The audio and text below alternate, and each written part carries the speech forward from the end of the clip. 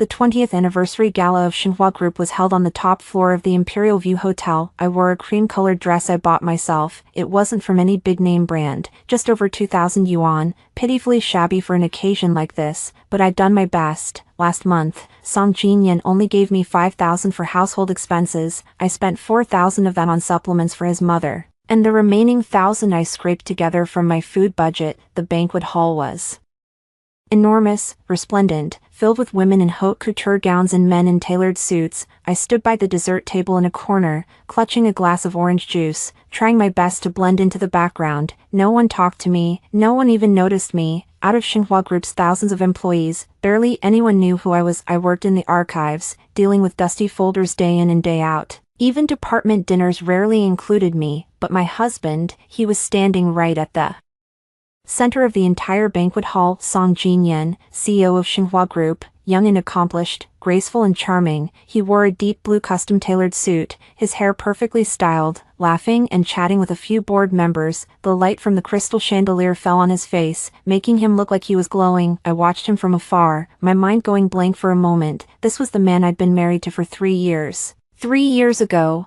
when he knelt in front of me and proposed.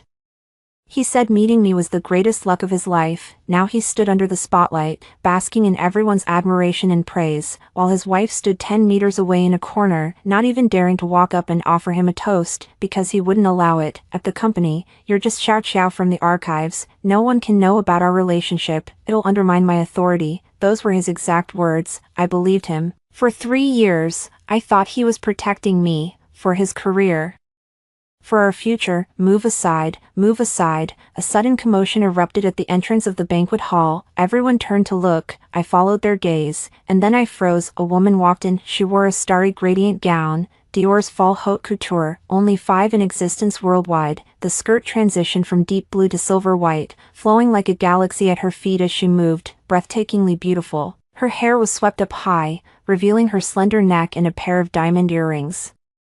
Her makeup was flawless. Su Weiyan, Song Jinyan's personal secretary, she walked in alone, but her aura, her head-high posture, it was as if the entire banquet hall was her stage. Everyone stared at her. Women's eyes held jealousy and envy, men's eyes held admiration and desire. Under the gaze of the crowd, Su Weiyan glided gracefully to Song Jinyan's side, rose slightly on her tiptoes, and whispered something in his ear. Song Jinyan looked down at her, the corner of his mouth curving into a smile I'd never seen before, and then he extended his arm, letting her take it, so natural, so practiced, as if they'd done it 1,000, 10,000 times. My fingers tightened involuntarily. The orange juice sloshed out of the cup and splashed onto the back of my hand, ice cold. My mind buzzed, a voice screaming at me, this isn't right, this definitely isn't right. No secretary would walk into a formal gala on the arm of her married male boss. No secretary would dare, unless she wasn't just a secretary at all. I stood there, watching Su Weiyan cling to my husband's arm as they made their rounds, toasting and chatting at every table. She smiled beautifully, tilting her head slightly when she spoke, revealing a hint of her pale collarbone, alluring and seductive. Someone complimented her dress, and she laughed, saying, Mr. Song gave it to me, then glanced up at Song Jinyan, her eyes shimmering with innuendo. Mr. Song gave it to her. That dress cost at least 7 figures. Song Jinyan had never bought me anything worth more than 3,000. Every time I said I wanted a nicer outfit, he'd frown and say, who are you dressing up for? It's not like it's some important occasion. So it wasn't that he was stingy, it was that he thought I didn't deserve it. And this is, Su Weiyan, still on Song Jinyan's arm, walked near me. A department manager I didn't recognize sidled up to toast, his gaze lingering on Su Weiyan, a meaningful smirk on his face, before Song Jinyan could speak. Su Weiyan smiled and said, I'm Mr. Song's secretary. Su Weiyan, you must be managerly. I've heard so much about you. Mr. Song is truly blessed with such a beautiful secretary, managerly said, his tone dripping with innuendo. Song Jinyan gave a faint smile. He didn't deny it. He didn't explain. He didn't even look at me. I was standing just 2 meters away by the dessert table. He clearly saw me. His gaze paused on me for a split second, but he looked away as if nothing had happened, as if I were a potted plant. No, a potted plant at least has some presence. In his eyes, I'm less than a potted plant, President Song, let me toast you and Secretary Sue, you two standing together, truly a perfect match, a match made in heaven. Manager Lee was a bit tipsy, his words starting to lose their filter. My heart clenched, squeezed by an invisible hand. Song Jinyan raised his glass and clinked it with Manager Lee's. He still didn't explain. Su Weian, on the other hand, covered her mouth with a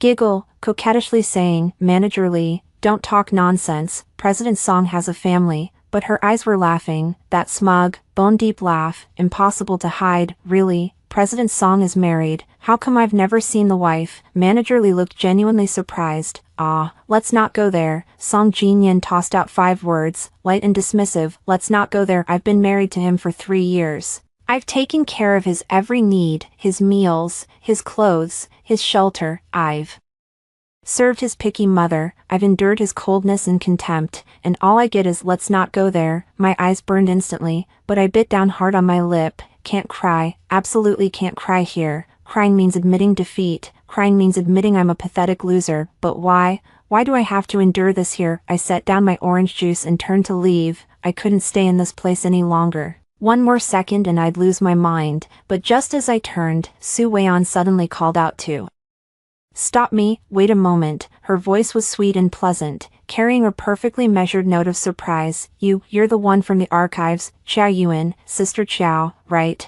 I froze in my tracks, turned back, and met her almond-shaped, smiling eyes. She looked me up and down, her gaze lingering on my off-white dress for a few seconds, then turned to Song Jinyan and said, President Song, isn't this Xiao Qiao from the archives? What's she doing here? Is the archives department attending the celebration banquet too? The group is so thoughtful toward its frontline employees. The archives department, frontline employees, every word was like a small knife, precisely stabbing into my heart. Song Jinyan glanced at me, his expression flat, as if looking at an unfamiliar regular employee. He raised his glass and hummed, the whole company got invitations, it's normal for her to be on the list. The whole company got invitations, I was on the list, I'm his wife. But he treats me like the most marginal employee, an automatically mass-emailed invitation, not even a single. Are you coming? Inquiry. Oh, Sister Qiao, sorry about that, I didn't recognize you earlier. Su Weian walked toward me with a smile, her high heels clicking on the marble floor, crisp and sharp. She stopped in front of me, tilting her head slightly, as if admiring some interesting exhibit. This dress is nice, she said, looking down at my outfit and pursing her lips into a smile. What brand is it? It looks so plain. The people around us laughed, soft, brief, but every single laugh pierced my ears. It's no brand, I said. My voice was calmer than I expected. No worries, no worries. Comfort is what matters most. Su Weian waved her hand, putting on an air of magnanimity, then turned and walked back to Song Jinyan's side. She linked her arm through his again, pressing her body almost entirely against him, tilting her head to rest on his shoulder like a lazy cat. This time, I was finally sure. No normal secretary leans on her male boss's shoulder like that. No man tolerates such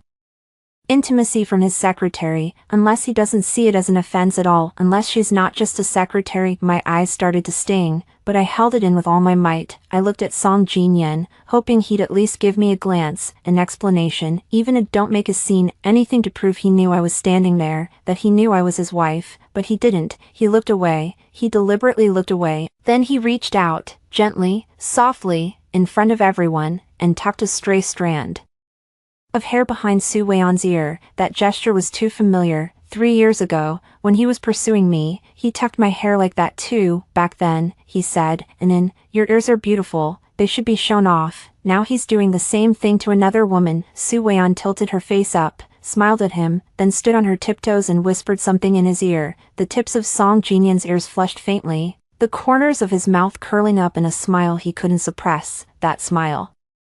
It was the reaction of a man being teased by the woman he loves, impossible to hide. I have been married to Song Jinyan for 3 years. I've seen him sign million-dollar deals with swagger, seen him steady the boardroom with calm resolve, seen his tired but stubborn silhouette working late into the night. I've seen every version of him, but I've never seen him smile like that, a smile that lit up his eyes, that made his whole body relax. I never got that smile, so he could be gentle. He just didn't want to be. For me, the music in the ballroom suddenly changed to that damn song, The moon represents my heart. Su Weian tugged on Song Jinyan's arm, pouting. President Song, dance with me. He looked down at her, a smile playing on his lips. Everyone's watching. So what? Su Weian stuck at her lip like a little girl. You're my boss, not a stranger. It's only natural for a boss to dance with his secretary. Song Jinyan paused for a second, then placed his wine glass on a nearby tray and extended his hand to her. They stepped onto the dance floor. Su Weian's seven-figure starry gown shimmered under the lights, her skirt flying as she spun, like a flowing river of stars. Her hands rested on his shoulders, her body pressed almost entirely against his. His hand was on her waist, and they swayed slowly to the music, their eyes locked, lost in their own world, as if no one else existed.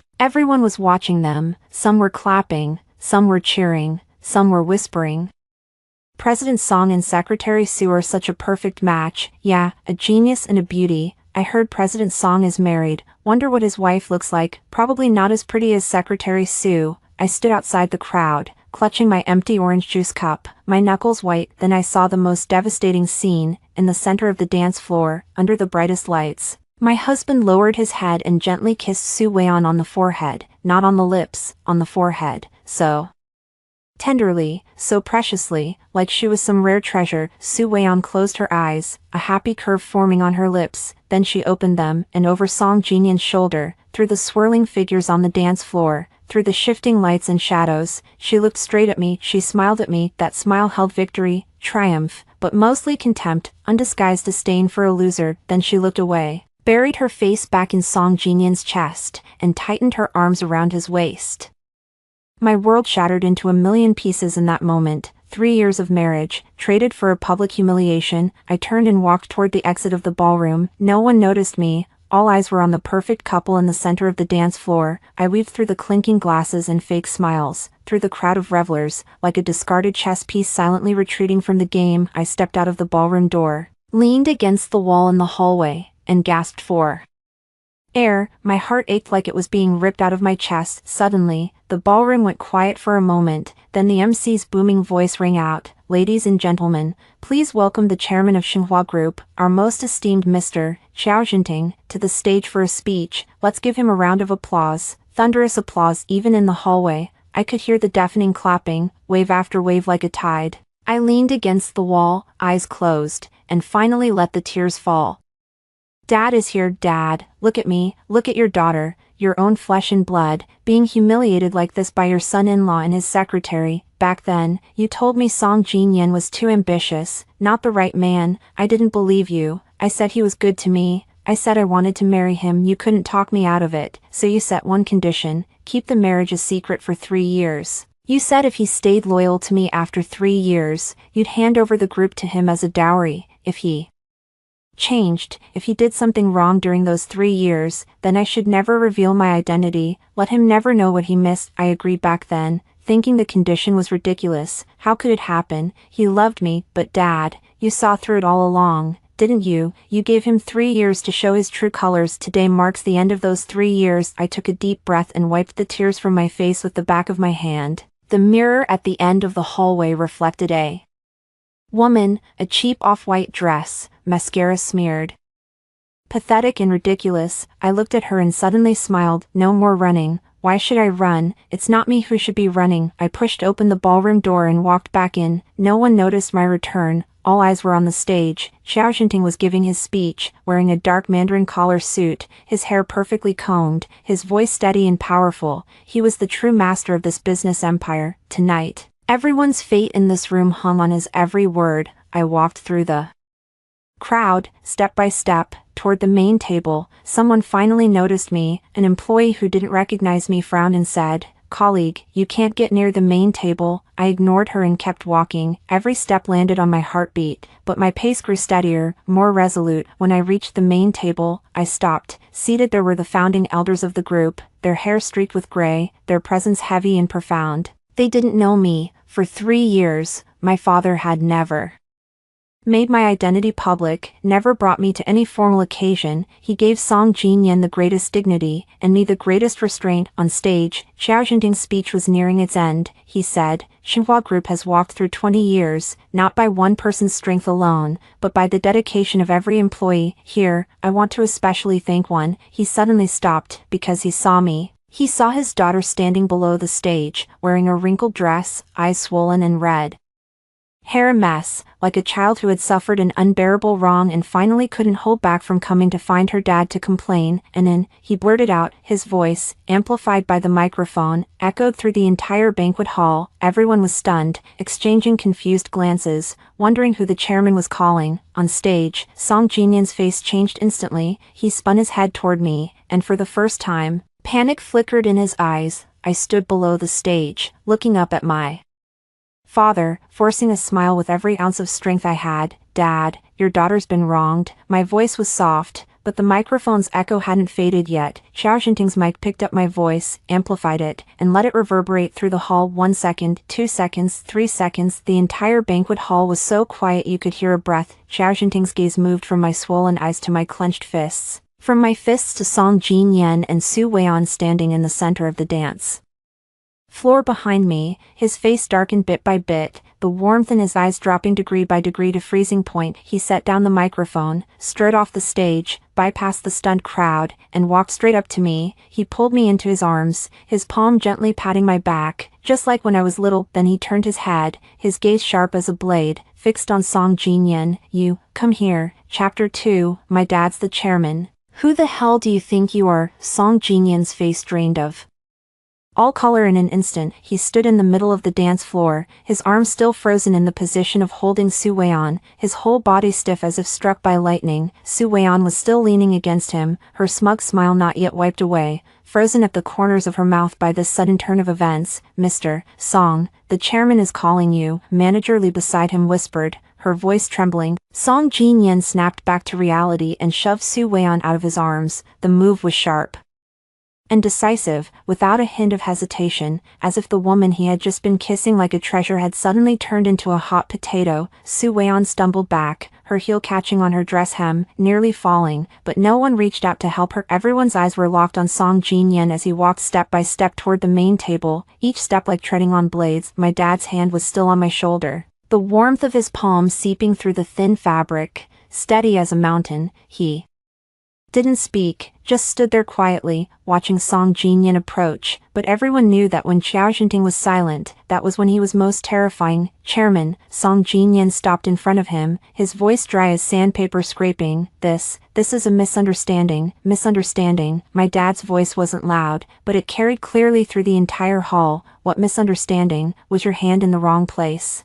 Or did my eyes see the wrong thing? Song Jinyan's atoms apple bobbed up and down, a fine sheen of sweat forming on his forehead. He glanced at me, a strange plea in his eyes, as if hoping I would speak up to bail him out. I said nothing. For 3 years, I had covered for him countless times, covering for him when he was late to meetings, cleaning up after him when he botched projects, lying for him when his mom called to check in. This time, I wasn't going to. Chairman, Secretary Su and I, we were just dancing, really, just dancing. Song Jinyan swallowed hard. You know how it is in these business settings, you have to socialize a bit. Socialize? My dad suddenly let out a laugh, but it didn't reach his eyes. You call kissing her forehead socializing? Song Jinyan opened his mouth, but not a single word came out. The entire banquet hall was as silent as a tomb. Hundreds of people stood there, not daring to breathe. The ones who had been cheering CEO Song and Secretary Su make such a perfect couple just moments ago now wished they could shrink into the cracks in the floor. Su Weian stood frozen in place, her face even paler than Song Jinyan's. Her beautiful almond eyes were filled with terror and confusion. She probably still couldn't figure out why a small-time archive clerk had suddenly turned into the chairman's daughter. Let me ask you one more thing. My father's voice was still calm, but the knuckles gripping his wine glass were turning white. Xia Yuan, who is she to you? Song Jinyan's lips trembled. He looked at me, his eyes swirling with emotions I couldn't read. Fear, pleading, regret, and something else I couldn't name. In 3 years, he had never worn that expression when he barked orders at me in the office. He had never worn it when he frowned impatiently at me at home. He had never worn it when he left me alone in the house while he stayed late at work with Su Wei-on. Now he did. Speak, my father's voice suddenly rose, shaking the entire banquet hall. She's my wife, Song Jinyan's voice was barely audible, but in that hall where you could hear a pin drop, every word rang clear in everyone's ears. A wave of shock rippled through the crowd. Director Lee's wine glass hit the floor with a sharp crack, shattering into pieces. HR manager Zhang's mouth hung open wide enough to fit an egg. The female employee who had just said CEO Song's wife definitely isn't as pretty as Secretary Su covered her mouth, her face turning beet red, and Su Wei-on's face went from pale to ashen. Wife.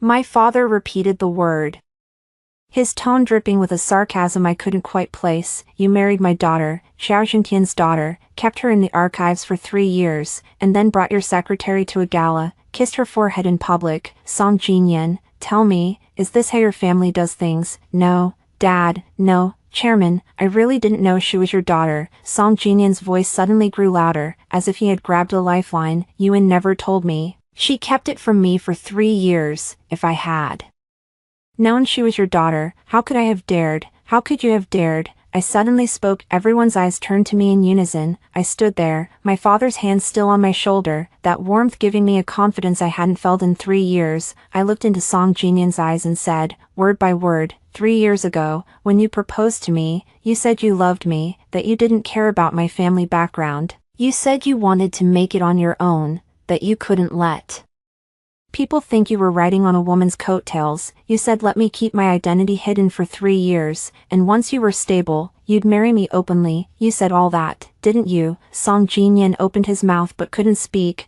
I thought you were amazing back then, I smiled, but tears fell. I thought I had hit the jackpot, a man who didn't want my family's money, a man willing to fight for himself, so I agreed. I married you, moved into your 70 square meter apartment, took 5,000 yuan a month for household expenses, and spent 3 years in the archives. Song Jinyan, in those 3 years, did you ever ask me if I was tired? He was silent. Of course you didn't, I answered for him, because you never cared. What you cared about was your CEO position, your face, your secretary. My gaze shifted to Su Wei-on. She had completely lost her earlier arrogance, her lips trembling, tears pooling in her eyes. That pitiful look was even more moving than before, but the way she shrank back gave her away. She was afraid of me, afraid of the silent man behind me. Secretary Su, you were pretty talkative just now, weren't you? I looked at her, my voice carrying a coldness I had never found in myself before. Little Chow from the archives, a low-level employee, a 2,000 yuan dress. Why don't you keep going? Su Wei-on's tears finally spilled, dripping onto her 7-figure starry gown. She opened her mouth, her voice as thin as a mosquito's buzz. Sister Chow, I'm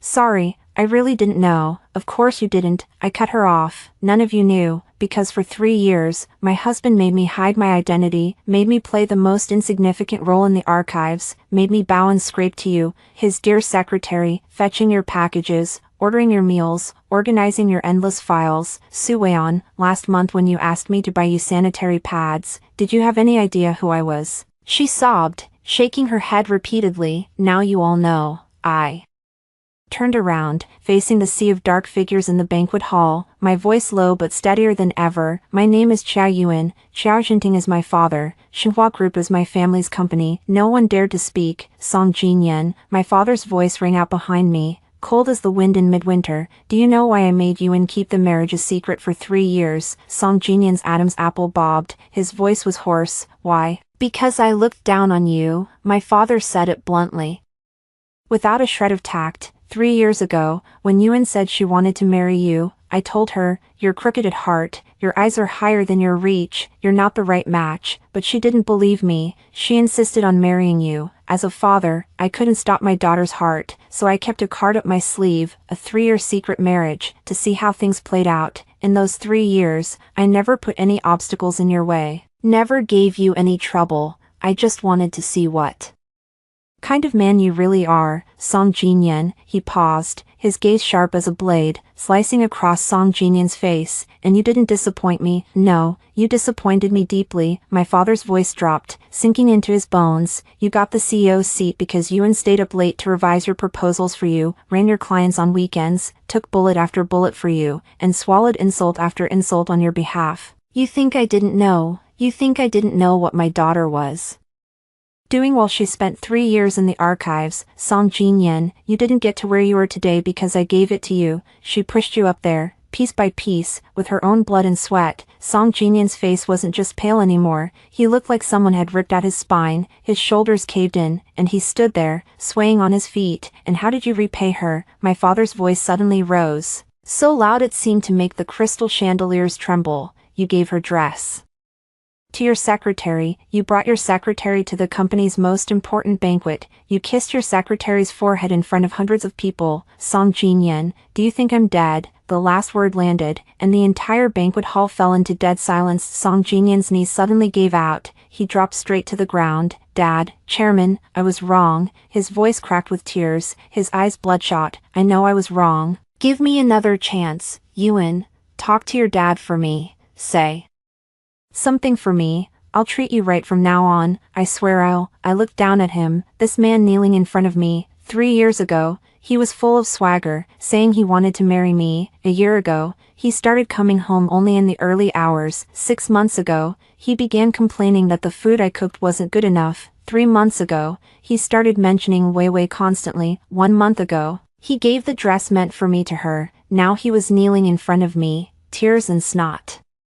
smeared all over his face, begging for my forgiveness. Suddenly, I felt sick. "Song Jinyan, 3 years ago, I agreed to a secret marriage to protect your pathetic self-esteem. 3 years later, you humiliated me in front of everyone to protect your secretary." My voice was so soft that only the few people around us could hear it. "What makes you think you deserve me to say another word for you?" He froze. The tears in his eyes stopped. I didn't look at him again. I turned to Su Weian. She was still standing there, trembling all over, like a peacock drenched in a storm. I walked up to her. She instinctively took a step back. I reached out and pinched the corner of the dress she was wearing. The fabric was really good, soft and smooth, flowing through my fingertips like water. "This dress," I said, looking into her terrified eyes, and smiled, "on you, it looks ugly." I let go, turned around, and walked toward the doors of the banquet hall. No one stopped me. The crowd parted automatically to let me through. My father didn't follow. I knew he had to stay behind to clean up the mess. The moment I stepped out the door, the evening wind hit me, carrying the damp chill of early summer. I stood on the hotel terrace, looking down at the sea of lights across the city. Finally, the tears came, uncontrollably, but not because I was sad, because it was finally over. Footsteps sounded behind me. I didn't turn around. A broad, warm hand landed on my shoulder. My father's voice came by my ear, surprisingly gentle. "Why are you crying? Weren't you just pretty tough in there?" I wiped my face roughly with the back of my hand and muttered, "That was just an act." My father let out a laugh. He pulled me close and wiped the tears off my face with his rough thumb. He hadn't done that in years. The last time was probably when I was in elementary school and scraped my knee. My nose stung again, but I held it back. "What are you going to do next?" my father asked. I looked at the city lights in the distance and took a deep breath. "Divorce, make him leave with nothing," I said. "Then I want him to vanish from Xinhua Group, from this industry, from this city, completely." My voice was calm, so calm it surprised even me, but my father knew I had never been more serious. "All right." He didn't say much, just patted my back. "Whatever you want to do, Dad's got your back." I turned around, looking through the glass curtain wall of the banquet hall. Inside, it was still chaos. Song Jinyan was still kneeling where he'd fallen. No one daring to help him up. Su Weian was shoved into a corner by the crowd, her starry nightgown crumpled into a mess, like a discarded plastic bag, and above the stage, the electronic screen was still lit, scrolling the words, "Xinhua Group's 20th anniversary celebration." Tomorrow, every headline in this city would carry that name, but the protagonist of the news would change. Chapter 3. Suspension and investigation. No one gets away. Early the next morning, 3 red-headed documents popped up. Simultaneously on Xinhua Group's internal OA system, first, Executive President Song Jin-yen, effective immediately suspended from duty, subject to a full investigation by the group's disciplinary committee. The scope of the investigation includes personal conduct, financial transactions, personnel appointments, and all other aspects. All approval authority is frozen during the investigation period. Second, Secretary to the President's Office Su Weian, due to suspected violations of rules and regulations, effective immediately suspended from duty, cooperating with the investigation team's inquiry. Third, by resolution of the Board of Directors, a special investigation team is established, with the team leader being the group's independent director Liu Yanzhou. The moment the name Liu Yanzhou appeared, the entire company gasped. He was known as the Iron-Faced Judge. 10 years ago, he personally sent his own nephew to prison. Since then, no one in the group dared to pull any tricks under his nose. 3 documents, all signed with the same name, Xiao Jinting. I hadn't slept all night. My phone screen was flooded with missed calls from Song Jin-yen, 57 in total. WeChat was even worse, ranging from "in, let me explain" to "what exactly do you want" to "we're husband and wife, don't go too far." His tone shifted from pleading to indignation to anger, finally ending with "are you satisfied now?" I didn't reply to a single one. At 4 in the morning, I blocked him. Su Weian sent me 32 WeChat messages. I didn't read them closely, only glanced at the last one. Sister Chiao, I'm sorry, I really didn't know he was your husband. He said he and his wife had a broken marriage. He lied to me. Please, give me a way out. Broken marriage. I stared at those 4 words for a long time, suddenly finding it absurd. 3 years of marriage, and in his secretary's mouth, it had become a broken marriage, and I, the one person who should have known first, was the last to find out. At 8:30 in the morning, my car pulled into Xinhua Group's underground garage. As soon as I parked, my phone rang. It was Liu Yanzhou. Xiao Qiao, the investigation team starts work at 9. The first round of interviews is with your husband. By the rules, you need to recuse yourself. I know, Uncle Liu, I said. I'm not here to oversee the investigation. Then what are you here for? I pressed the elevator button, watching the floor numbers climb, my voice calm. I'm here to take what's mine. The president's office was on the 28th floor. When I stepped out of the elevator, the entire floor was so quiet it felt empty. Most of the desks that were usually full were empty. The few assistants still at their posts stood up one by one when they saw me, their mouths opening and closing, not knowing what to call me. For 3 years, they called me Xiao Qiao, Sister Qiao, that one from the archives. Now that they'd suddenly discovered I was the chairman's biological daughter, the title got stuck in their throats as a vague syllable. I walked straight toward the largest office door at the end of the hallway. The nameplate on the door still read Executive President Song Jin-yen in gold letters. Next to it was Su Weian's workstation, a bouquet of wilted pink roses on the desk, petals scattered across the surface. I pushed open the door to the president's office. The sight inside made me stop in my tracks. Song Jin-yen was in there. Wasn't he suspended? How did he get in? But then I figured it out. The suspension document took effect at 8. He must have been squatting here since 7, waiting for me. He hadn't slept all night. His eyes were bloodshot, stubble sprouted across his face, his suit was wrinkled, and his tie was crooked against his collarbone. When he saw me push the door open, he sprang up from the sofa, and in, he rushed over in 3 quick strides. Reaching out to grab my arm, I stepped back. He missed, stumbling slightly. What are you doing here? I asked. Waiting for you. His voice was hoarse, like sandpaper. I didn't sleep all night. I called you, but you blocked me. I went to your house, but your dad had people stop me at the gate. I could only wait here, and in, let me explain. Explain what? I placed my bag on the table, walked past him to the window, and pulled open the blinds. Sunlight flooded in, making him squint. That Su Weian, she came on to me. Song Jinyan's voice grew urgent, his words tumbling out faster and faster. She transferred to the president's office half a year ago and just kept throwing herself at me. I really ignored her at first, and then, you have to believe me, she was the one who clung to me. That time we worked late until midnight, she insisted on staying with me. That business trip, she forced her way along.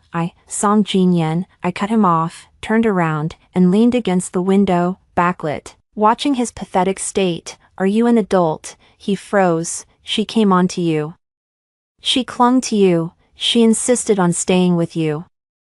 And what about you? I tilted my head, my tone as flat as discussing what's for lunch in the cafeteria. Did she hold a knife to your throat and make you kiss her? His face flushed a deep, ugly red. He opened his mouth, but no words came out. You enjoyed her admiration and her fawning, and then you came home with a clear conscience to eat the meals I cooked. You thought I'd never find out. You thought I, little Chow from the archives, couldn't make waves. I let out a faint smile. The only thing you miscalculated. You don't know who I am. Song Jinyan's eyes reddened. He suddenly took a step forward, then bent his knees and dropped to the ground in front of me. He'd done this move once before at the banquet hall last night, but that time it was in front of hundreds of people, forced by my father. Now it was private, just the two of us, and I was wrong. I really know I was wrong. His voice trembled, tears streaming down his cheeks. Give me one chance, just one. Our divorce, no.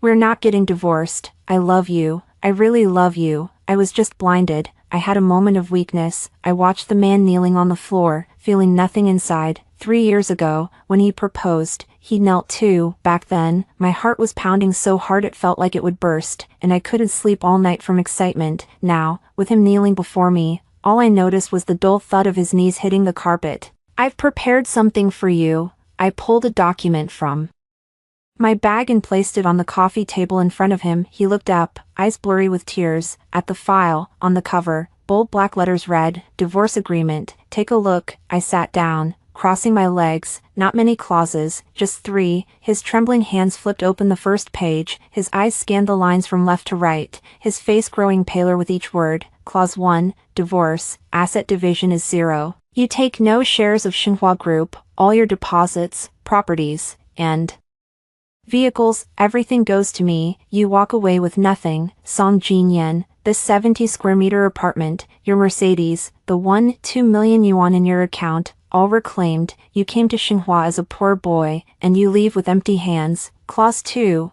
I held up 2 fingers. During your tenure at Xinhua Group, you abused your position for your relatives' benefit. The 8 million yuan exclusive agency contract your brother's ad company got, the entire East China logistics contract your uncle's transport company secured. I've handed all the evidence to the review board. You're not just getting divorced, you're facing legal consequences. Song Jinyan's face went from white to ashen. His fingers shook so badly he could barely hold the file. Clause 3, I said softly, my voice as light as a feather falling into a deep pool. As for you and Su Weian, I don't want an apology. I want you to write a confession by hand. Sign and fingerprint it, admitting to the improper relationship during our marriage. This confession won't be made public, but it will stay in my drawer forever. If you ever say a single word against Xinhua Group or my father in any setting, that confession will appear on the front page of every major media outlet. Song Jinyan knelt there, hollowed out. He looked up at me, his tears dried,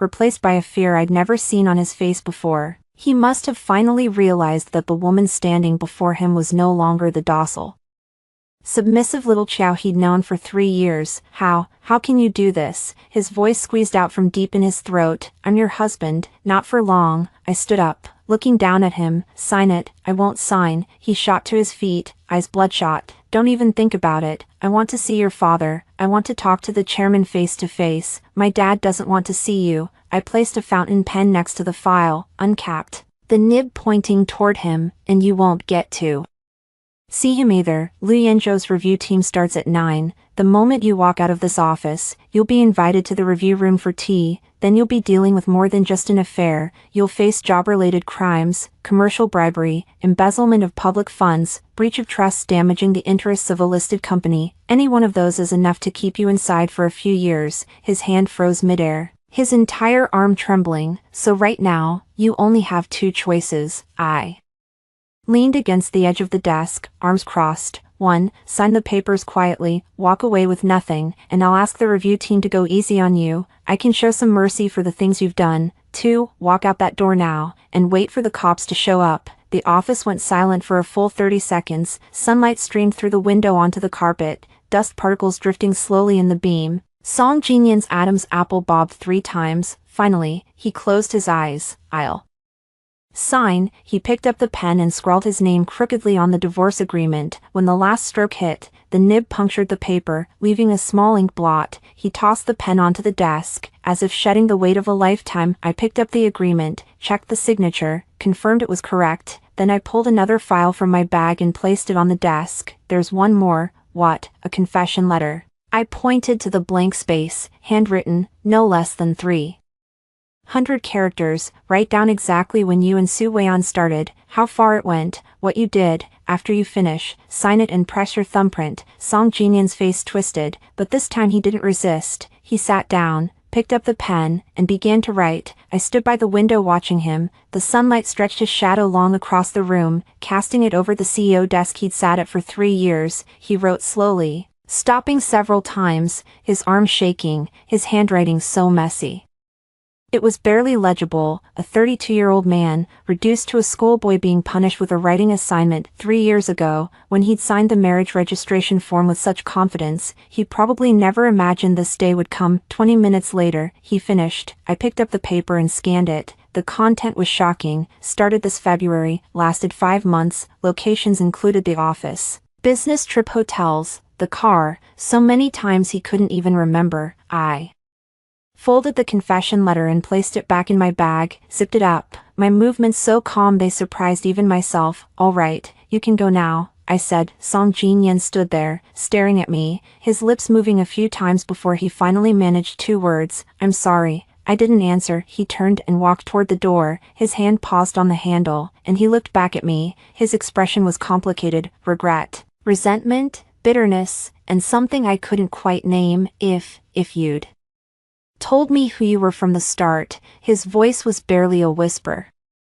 Maybe we wouldn't have ended up like this. The door closed behind him. I stood alone in the CEO's office, looking at the room he'd occupied for 3 years. On the bookshelf was still our 3rd anniversary photo. Back then, I was smiling so happily. He was smiling too, but I never knew what he was really smiling about. I picked up the frame, pulled out the photo, and tore it in half. Then I grabbed my phone and dialed a number. Uncle Lu, Song Jinyan will be at your place soon, I said. He signed. The agreement's in my bag. Also, I suggest the review team focus on last year's East China logistics bidding. His cousin's company had issues with their qualifications. After hanging up, I walked out of the CEO's office and ran into HR manager Zhang, who was rushing over. She stopped in her tracks when she saw me, a forced smile plastered on her face. Miss Chow, the chairman wants to see you in his office, okay? I followed her toward the elevator. As I passed Su Weian's desk, I paused. The wilted pink roses were still there, next to a photo frame she hadn't taken with her. Inside was a Polaroid, Su Weian in that starry dress, flashing a peace sign at the camera, beaming. On the bottom right corner, written in white marker, the dress Mr. Song gave me, so happy. I picked up the photo, looked at it,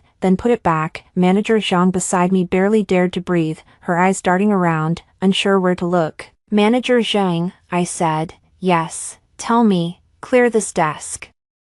Pack everything up and send it to her home. She doesn't need to come to work starting tomorrow. Got it, right away. I stepped into the elevator and pressed the button for the top floor. The elevator rose slowly, and through the glass curtain wall, I watched the entire city unfurl beneath me. The sunlight was perfect, not a single cloud in the sky, a rare, beautiful day. This was only the beginning. Chapter 4, Su Weian's final act. Su Weian came to find me 3 days later. A lot happened in those 3 days. The preliminary investigation into Song Jinyan had concluded, the fake qualifications of his cousin's logistics company were confirmed, and the amount involved in the illicit benefits chain reached 23 million yuan. Liu Yanzhou was faster than I'd imagined. Within 3 days, he compiled a 47-page investigation report and placed it directly on my father's desk. Along with it was a personnel recommendation, suggests the removal of Song Jinyan from all positions in Xinhua Group and hand him over to judicial authorities. My father sat on the report for a day. I knew what he was waiting for. He was waiting for me to speak up. After all, that man was still legally my husband, and he was afraid I'd go soft. I didn't go soft. In those 3 days, I did 3 things. First, I sent the divorce agreement to the Civil Affairs Bureau, expedited it, and got the certificate in 3 days. Second,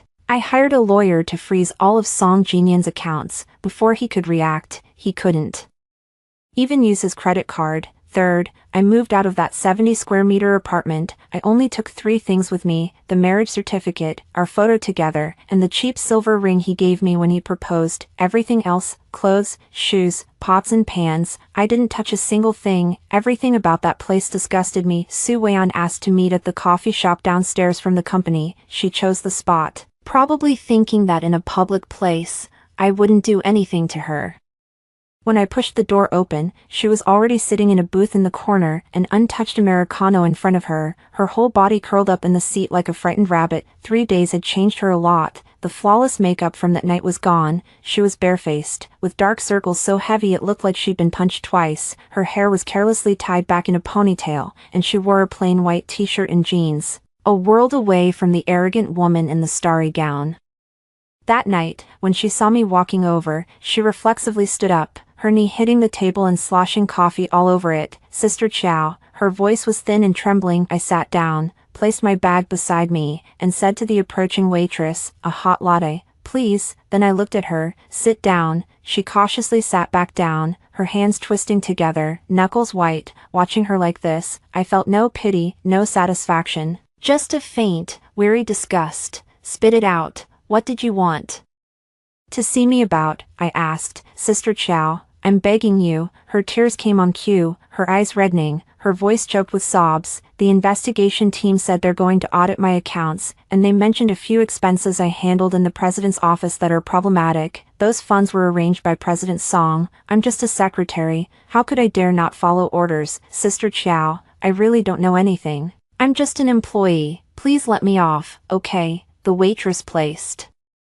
the hot latte in front of me. I picked up the cup and took a sip, not rushing to speak. Su Weian's tears dripped onto the table, splattering as she cried bitterly, like pear blossoms in the rain, pitiful enough to move anyone. If some clueless passerby saw this, they'd probably think I was bullying her. "You say you don't know anything," I finally spoke, setting down the cup. "Then let me ask you a few questions. Answer me honestly." She nodded repeatedly, wiping her tears with the back of her hand. "When did you join the president's office?" This year, February." "What date in February?" "February 14th. Her voice dropped to a whisper. I let out a small laugh. "February 14th, Valentine's Day. What a perfect day. When did you and Song Jinyan start?" She was silent for a long time, her tears falling harder. After about 20 seconds, she finally spoke in a voice barely above a mosquito's hum. March." I nodded. "You started less than 2 months ago. And you already dared to openly hug and cling to each other at the company banquet. Did you think the original wife was that easy to fool, or did you think you were that special?" "No." She jerked her head up, eyes swimming with tears. "Sister Chow, President Song told me. He said he and his wife had no feelings left. He said your marriage was just an empty shell. He said he'd divorce her sooner or later and marry me. I was tricked by him. I really didn't know his wife was you. If I had known, I wouldn't have dared, comma." "Stop." I raised one hand, cutting her off. Her words caught in her throat, tears still streamed down her face, but her expression froze. "Su Weian, do you know what I hate most?" I leaned back in my chair, looking at her. "I hate it when people treat me like a fool." Her pupils dilated slightly. "You say you were tricked, forced into this, just a clueless little secretary. Fine, let me tell you a few things." I raised one finger. "First, half a year ago when you were still in the marketing department, who was your direct supervisor?" "It was Zhou Ming, Song Jinyan's college classmate. You got transferred into the executive office through Zhou Ming's connections, and on your job application, you listed excellent communication and coordination skills as your specialty. Who wrote that for you, Zhou Ming or Song Jinyan?" Her face changed color. "Second," I raised a second finger. "After you entered the executive office, the company issued you a work phone. But I checked the call logs. Every single contact with Song Jinyan was through your personal number, an average of 6 calls a day, most between 11 p.m. and 2 a.m. You used your personal number to contact your direct supervisor. Was that for work reports?" Her lips began to tremble. "Third," I raised a third finger, my voice softer now. "That apartment you're renting, 18,000 yuan a month, twice your salary at Xinhua. Who paid your rent?" "Your landlord told me the person who signed the lease was named Song." Su Weian's face went completely pale, drained of all color. Tears still clung to her cheeks, but she no longer looked like she was crying, more like a mask had been ripped off, revealing the face beneath. Should I keep going? I lowered my 3 fingers and took a sip of my latte. "Your hiring was carefully orchestrated. Your relationship with him was something you actively pursued. Your rent was paid by him. You knew exactly what you were doing from start to finish. You're not some tricked little girl. You're a scheming third party who wanted to climb the ladder, except you miscalculated one thing." I set down my cup. the bottom clinking against the marble tabletop with a sharp sound. You didn't know that the high branch he was trying to latch onto was already my family's tree. Silence, a long, heavy silence. The coffee shop's background music was a lazy jazz tune, completely at odds with the atmosphere between us. Su Weian lowered her head, tears dripping one by one onto the back of her hand resting on her knee. What do you want? Her voice suddenly changed, no longer trembling, no longer pitiful, but carrying a desperate calm. Do you want me to leave? I've already been suspended. Do you want me to leave the city? Fine, I'll go. But Sister Qiao, I want to ask you one thing. What's going to happen to Song Jinyan? You're worried about him. I raised an eyebrow, a little surprised. I'm not worried about him. She lifted her head, eyes swollen and red, but her gaze was surprisingly candid. I just want to know, after all the price I've paid, what exactly did I lose to? I looked at her, this 26-year-old girl, 3 years younger than me, pretty, well-educated, with a bright future ahead of her, but she had played a good hand into a mess, bet everything on a married man, and ended up losing it all. What you lost to isn't him, I said. What you lost to is your own greed. You thought latching onto Song Jinyan would let you rise to the top overnight. You thought becoming the CEO's wife would give you everything you wanted, but did you ever stop to think, a man who could betray his own wife, why would he ever be loyal to you? She didn't answer. I didn't come to humiliate you today. I stood up, grabbing my bag. I just wanted to tell you 2 things face to face. First, the financial transactions between you and Song Jinyan. The review team will go through every single one. Whatever responsibility is yours, you can't run from it. Whatever isn't your fault, I won't push onto you. Second, I looked down at her pale face, my voice as calm as if I were reading a weather forecast. From today on, I don't want to see you again, not because I hate you, because you disgust me. I turned and walked toward the door, my high heels clicked against the floor. Dak, dak, dak, each step sharp and deliberate. Sister Qiao, her voice came from behind me. I didn't stop. Did he ever love me? I pushed open the glass door, and the early summer heat rushed in, the noise of traffic on the street instantly drowned out every sound behind me. Standing on the crowded sidewalk, I looked up at the Xinhua Group building, the 28th floor, the former executive president's office. There seemed to be a figure by the window, but it was too far away to tell who it was. Not that it mattered anymore. I pulled out my phone and sent a message to Lu Yanzhou. Uncle Lu, handle Su Weian according to procedure, hold her accountable, terminate her employment, no special treatment. Also, regarding Song Jinyan's case, I suggest transferring it to the judicial authorities as soon as possible. After sending the message, I hailed a taxi. Miss, where to? I gave him an address, the most upscale residential area in the southern part of the city. My dad had said my room was always kept ready, cleaned every week. 3 years ago, when I insisted on moving into Song Jinyan's 70-square-meter apartment, my dad didn't say a word. He just quietly had the maid keep my room spotless every week, he said.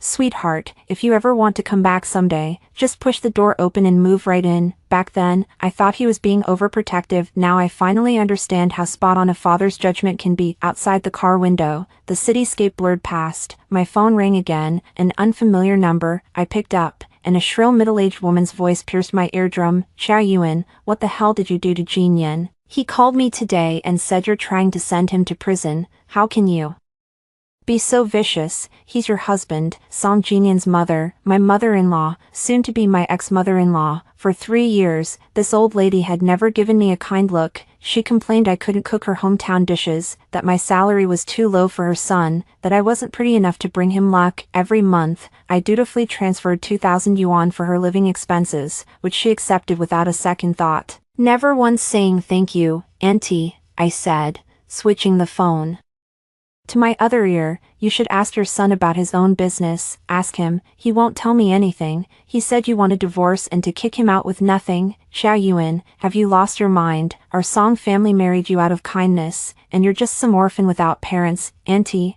I cut her off, my voice turning cold. Who said I don't have parents? The line went dead silent. You probably don't know yet, I said, leaning back against the car seat. My dad is Qiao Jinting, your son's CEO position for the past 3 years. My dad gave it to him. The life your family has lived these 3 years, I supported it. Now, I'm just taking it all back. The silence stretched on. After a few seconds, her voice came back, but the tone had completely shifted, from accusatory to flustered. You, what did you say? You're Qiao Jinting's daughter. How is that possible? Jin Yan said you were just some ordinary. He lied to you, I said, just like he lied to me, and to everyone else. Auntie, your son isn't someone you can trust.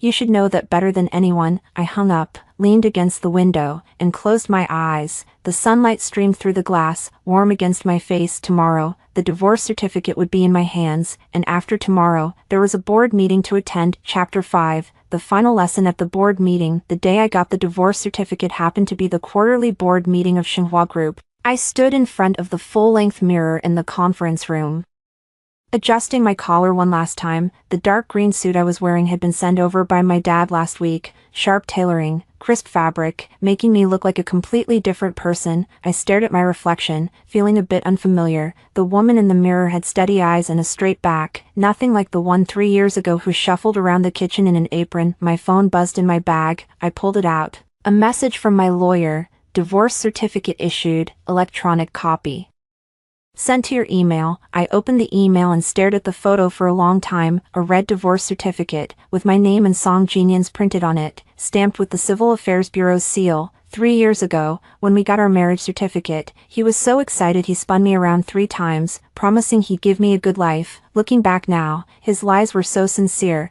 that even he probably believed them. I put my phone away and pushed open the conference room door. The long table was packed. All 12 board members were present. My dad sat at the head, with an empty seat to his left, reserved for me. For 3 years, this was the first time I'd sat here. Before, I barely even came up to this floor. When I did, I'd keep my head down, slipping in and out, afraid someone might recognize me. Thinking back on all that caution now, it was laughable. Lu Yanzhou sat to my dad's right. A thick stack of documents spread in front of him, his expression as stern as ever. Next to him was the group's legal director, Old Zhou, and further down, a few independent directors, all sitting upright, the atmosphere heavy like the calm before a storm. Everyone's here. My dad glanced around the room, tapping his fingers twice on the table. Let's begin. Director Liu, report the preliminary findings of the review team. Lu Yanzhou stood up and slid a report across the table. He didn't open it. Clearly, he had all the contents memorized. Distinguished members of the board,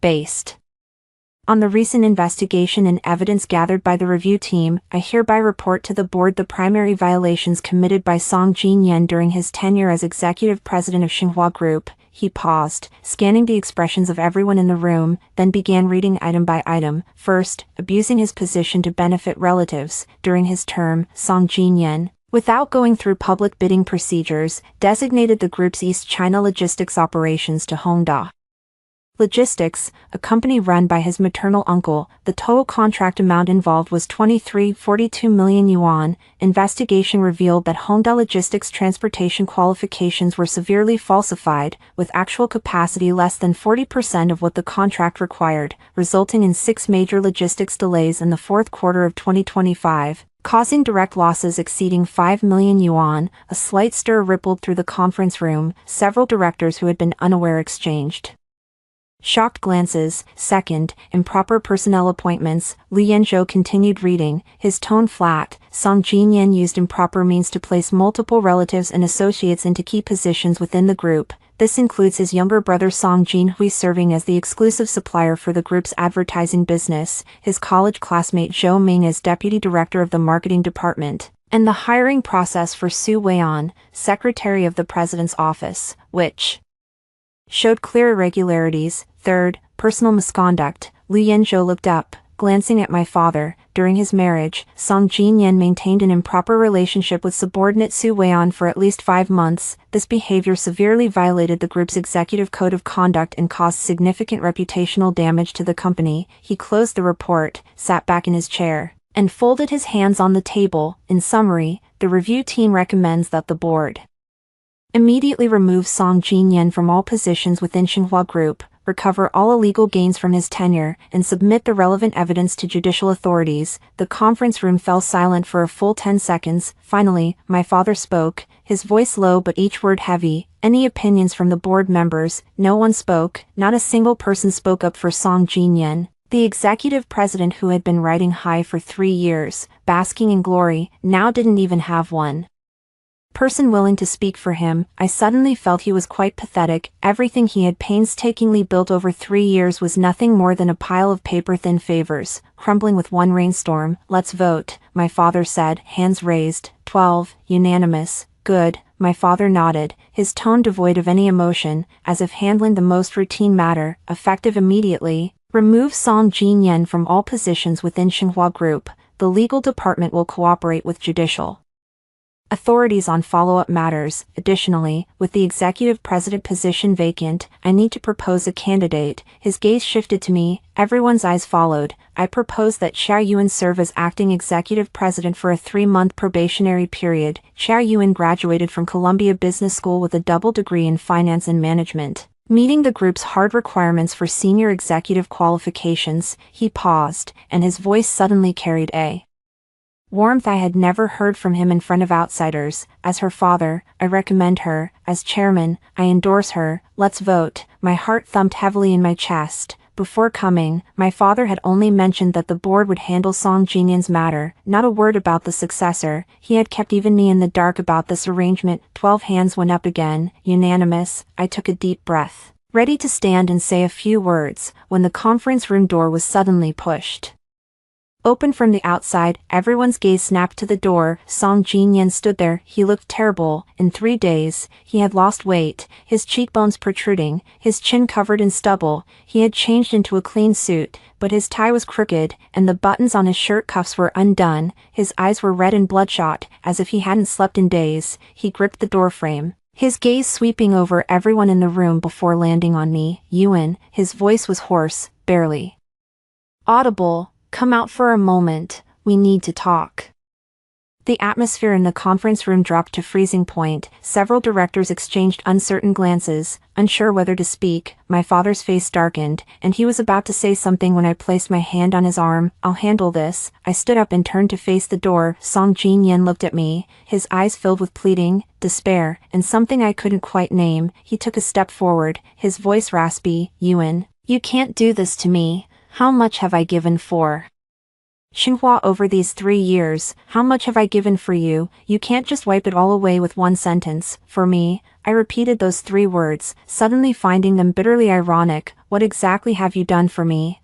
He opened his mouth, but nothing came out. "If you can name one thing, I'll withdraw all the proposals right now." I stood in the center of the conference room, the gazes of all 12 board members fixed on me, but I wasn't nervous, calmer than ever. "In 3 years, have you done a single thing for me? Do you know my shoe size? Do you know what I'm allergic to? Do you know my birthday? You know nothing, because your mind was never on me." Song Jinyan's face flushed purple, veins bulging on his forehead one by one. He suddenly pointed at me, his voice turning sharp and grating. "Xiao Yuan, don't you dare say you didn't hide it. You're the chairman's daughter. Why didn't you tell me in 3 years? If you'd told me earlier, I would never have." "Never have what?" I cut him off, stepping closer to the door step by step. "Never have cheated, never have given my dress to your secretary, never have humiliated me in front of hundreds of people." "Song Jinyan, are you saying your loyalty is conditional, depending on whether you knew who my father is?" He was speechless. "Then let me tell you," I said, standing in front of him, less than a meter away, each word deliberate. "If in these 3 years you'd shown me even a shred of sincerity, if you just made a mistake in a moment of weakness, I'd have spared you some dignity. But ask yourself, have you been worthy of me? Every day you came home and ate the meals I cooked, then turned around and sent flirty texts to your secretary. You wore the clothes I bought you on your dates, gave the dress I ordered to your mistress. You treated me like a ghost at the office and publicly embarrassed me at banquets every single day of these 3 years. You told me I meant nothing to you. Now that you know who I am, you come begging for my forgiveness. You're not begging me, you're begging the chairman's daughter." I looked into his eyes, my voice soft, but every word hammered in like a nail. "If I really were that orphan with no parents, would you have even glanced at me?" Song Jinyan's lips trembled. He wanted to say something, but nothing came out. Tears slid from the corners of his eyes, tracing down over the stubble on his chin, dripping onto his crooked tie. "I don't hate you," I said. "Hating someone takes energy, and you're not worth that effort. But what you did, you have to face the consequences. You signed the agreement to leave with nothing. The audit results are facts laid out. The divorce certificate is in hand today. From now on, we have no connection." He pulled something out of his pocket and held it out to me with shaking hands. It was that silver ring, the one he used to propose 3 years ago, worthless. But I'd worn it until 3 days ago, when I finally took it off. Take it back." His voice shattered into pieces. I looked down at the ring, but didn't reach for it. "Throw it away." Song Jinyan froze in place, his arm hanging in midair, like a stone statue. The conference room was dead silent. None of the 12 board members made a sound, their breathing even hushed. Security, Lu Yanzhou stood up, walked to the door, and called out into the hallway. 2 security guards hurried over, one on each side of Song Jinyan. As they grabbed his arms, he suddenly struggled violently, turning to shout at the conference room door, "Xiao Yuan, you can't do this to me. I'm your husband. A day as husband and wife means a lifetime of grace. You." The rest was cut off by the elevator doors. Only his hoarse shouts echoed in the hallway, fading away until they disappeared completely. The conference room was silent for a long time. Finally, my father spoke, his voice steady as if nothing had happened. "Continue the meeting." I walked back to my seat and sat down. My heart was pounding, but my palms were dry, no sweat. My father glanced at me, the corner of his mouth twitching slightly. He didn't say anything, but I understood the meaning in that look. "Well done. The proposal for Xiao Yuan to serve as interim CEO has passed," my father said, scanning the room. "Next agenda item, the group's brand strategy upgrade plan. I suggest Yuan take the lead on this."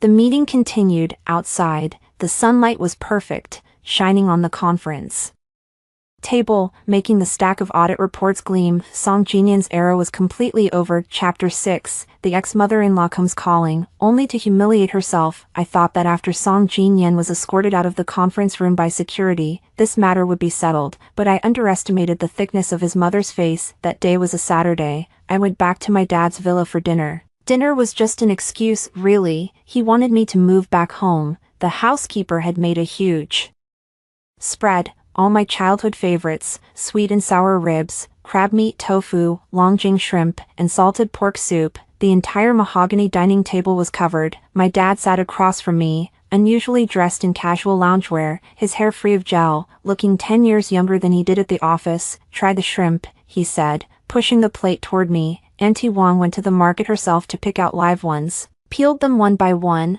I picked up a bite and put it in my mouth. Fresh, sweet, and springy, it tasted just like childhood. Suddenly, my nose stung. I lowered my head, pretending to focus on my food, not wanting him to see my reddened eyes. For 3 years, I'd lived in Song Jinyan's 70-square-meter apartment, where the kitchen was so small I could barely turn around. Every day after work, I'd come back and cook 4 dishes and a soup for his mother. She had a picky palate. Today it was too salty. Tomorrow too bland. The pork rib soup I'd simmered for 3 hours wasn't fresh enough. The steamed sea bass still had a fishy smell, she said. I cooked for that woman for 3 years, and she never once said delicious. Now, thinking back, what kind of life was I even living those 3 years? And in, my dad put down his chopsticks, looking at me. "There's something I want to discuss with you. Your probation period as acting CEO is 3 months. If you do well, you'll be confirmed. But I hope that after you're confirmed, you'll focus on the group's brand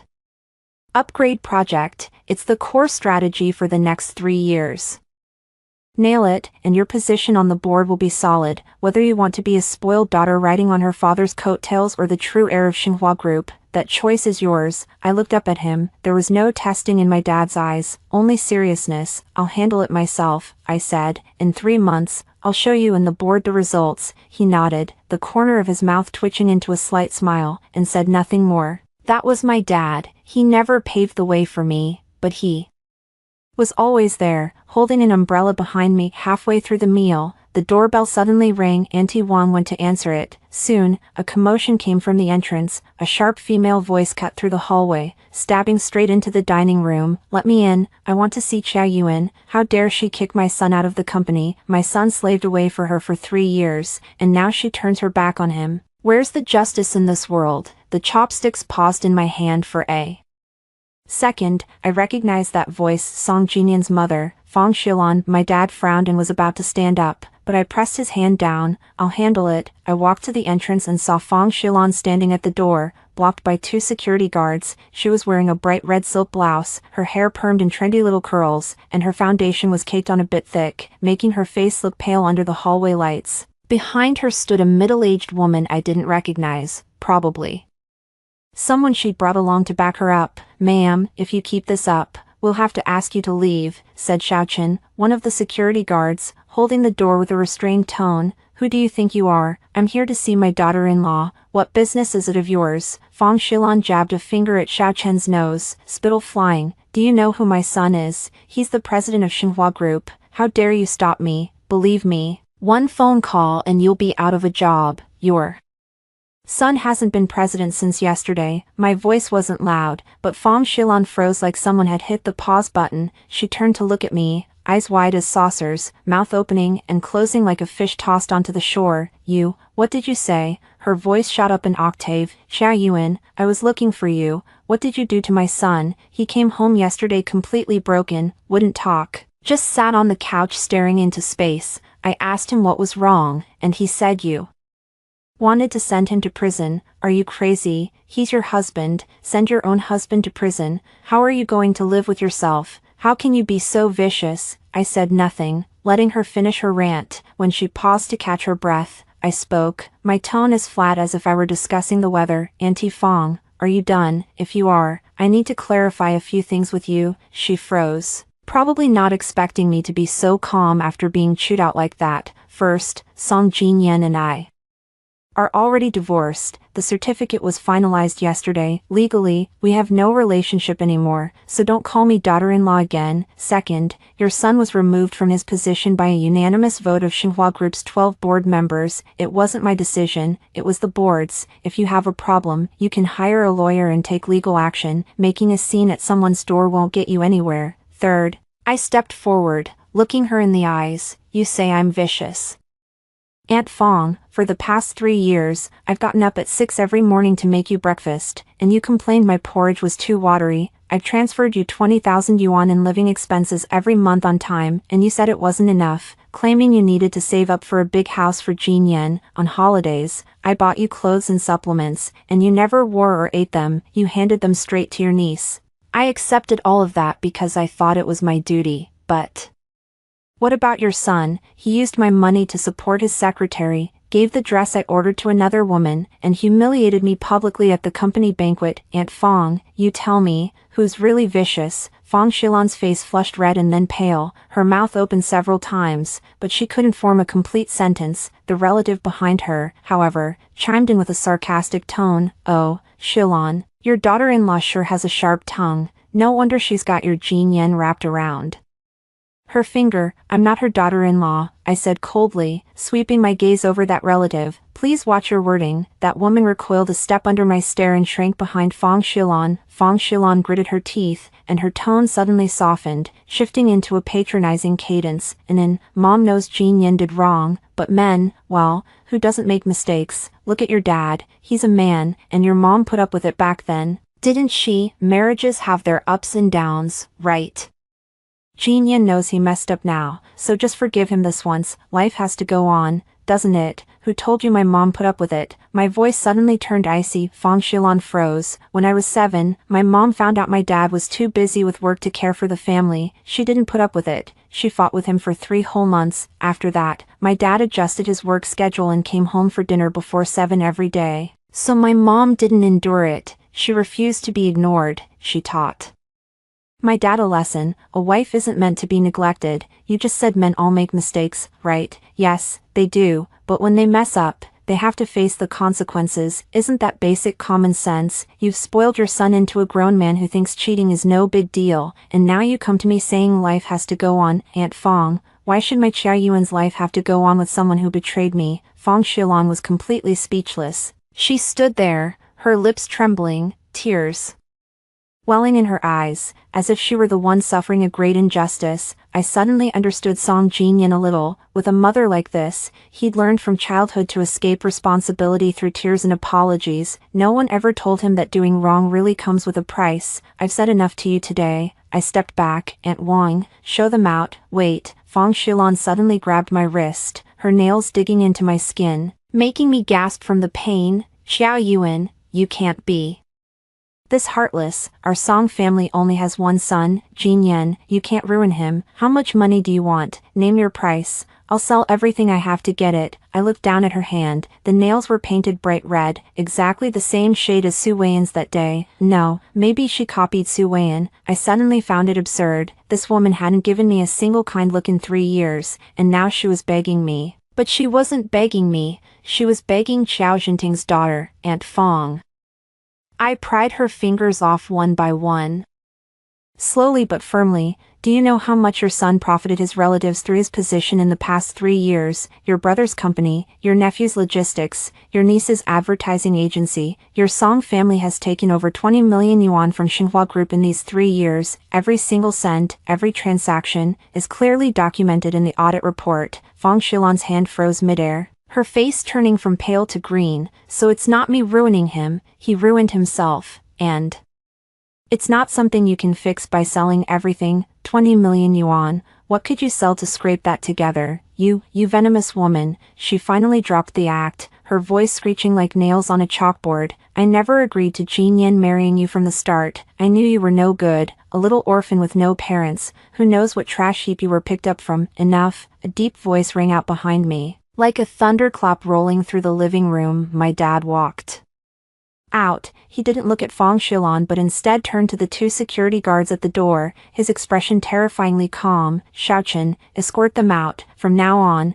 they're not allowed within 50 meters of this house. Also, notify the legal department. If they dare come here to harass us again, file a report for illegal trespassing and call the police directly. Xiaochen and the other security guard, without a word, flanked Fong Shilan and dragged her toward the door. Fong Shilan struggled, craning her neck to look back, and shouted at the top of her lungs, "You're bullying people with your power. I'll expose you to the media. You rich people think you're so great. Huh, you." The door slammed shut, blocking out all the noise. The living room fell silent. Aunt Wang stood at the kitchen doorway, still holding the unfinished dishes, her expression lost. My dad turned and walked back to the dining table, sat down, picked up his chopsticks, as if nothing had happened. The crab meat tofu is cold, have Aunt Wang heat it up, he said. I stood there, watching his back. He picked up a piece of spare rib, chewed a couple of times, and said, Aunt Wang's sweet and sour ribs are still the best. You could eat a whole plate when you were little. Suddenly, something lodged in my throat. I walked over and sat down across from him. My dad looked up at me, put down his chopsticks, reached out, and wiped the corner of my eye. Only then did I realize I was crying.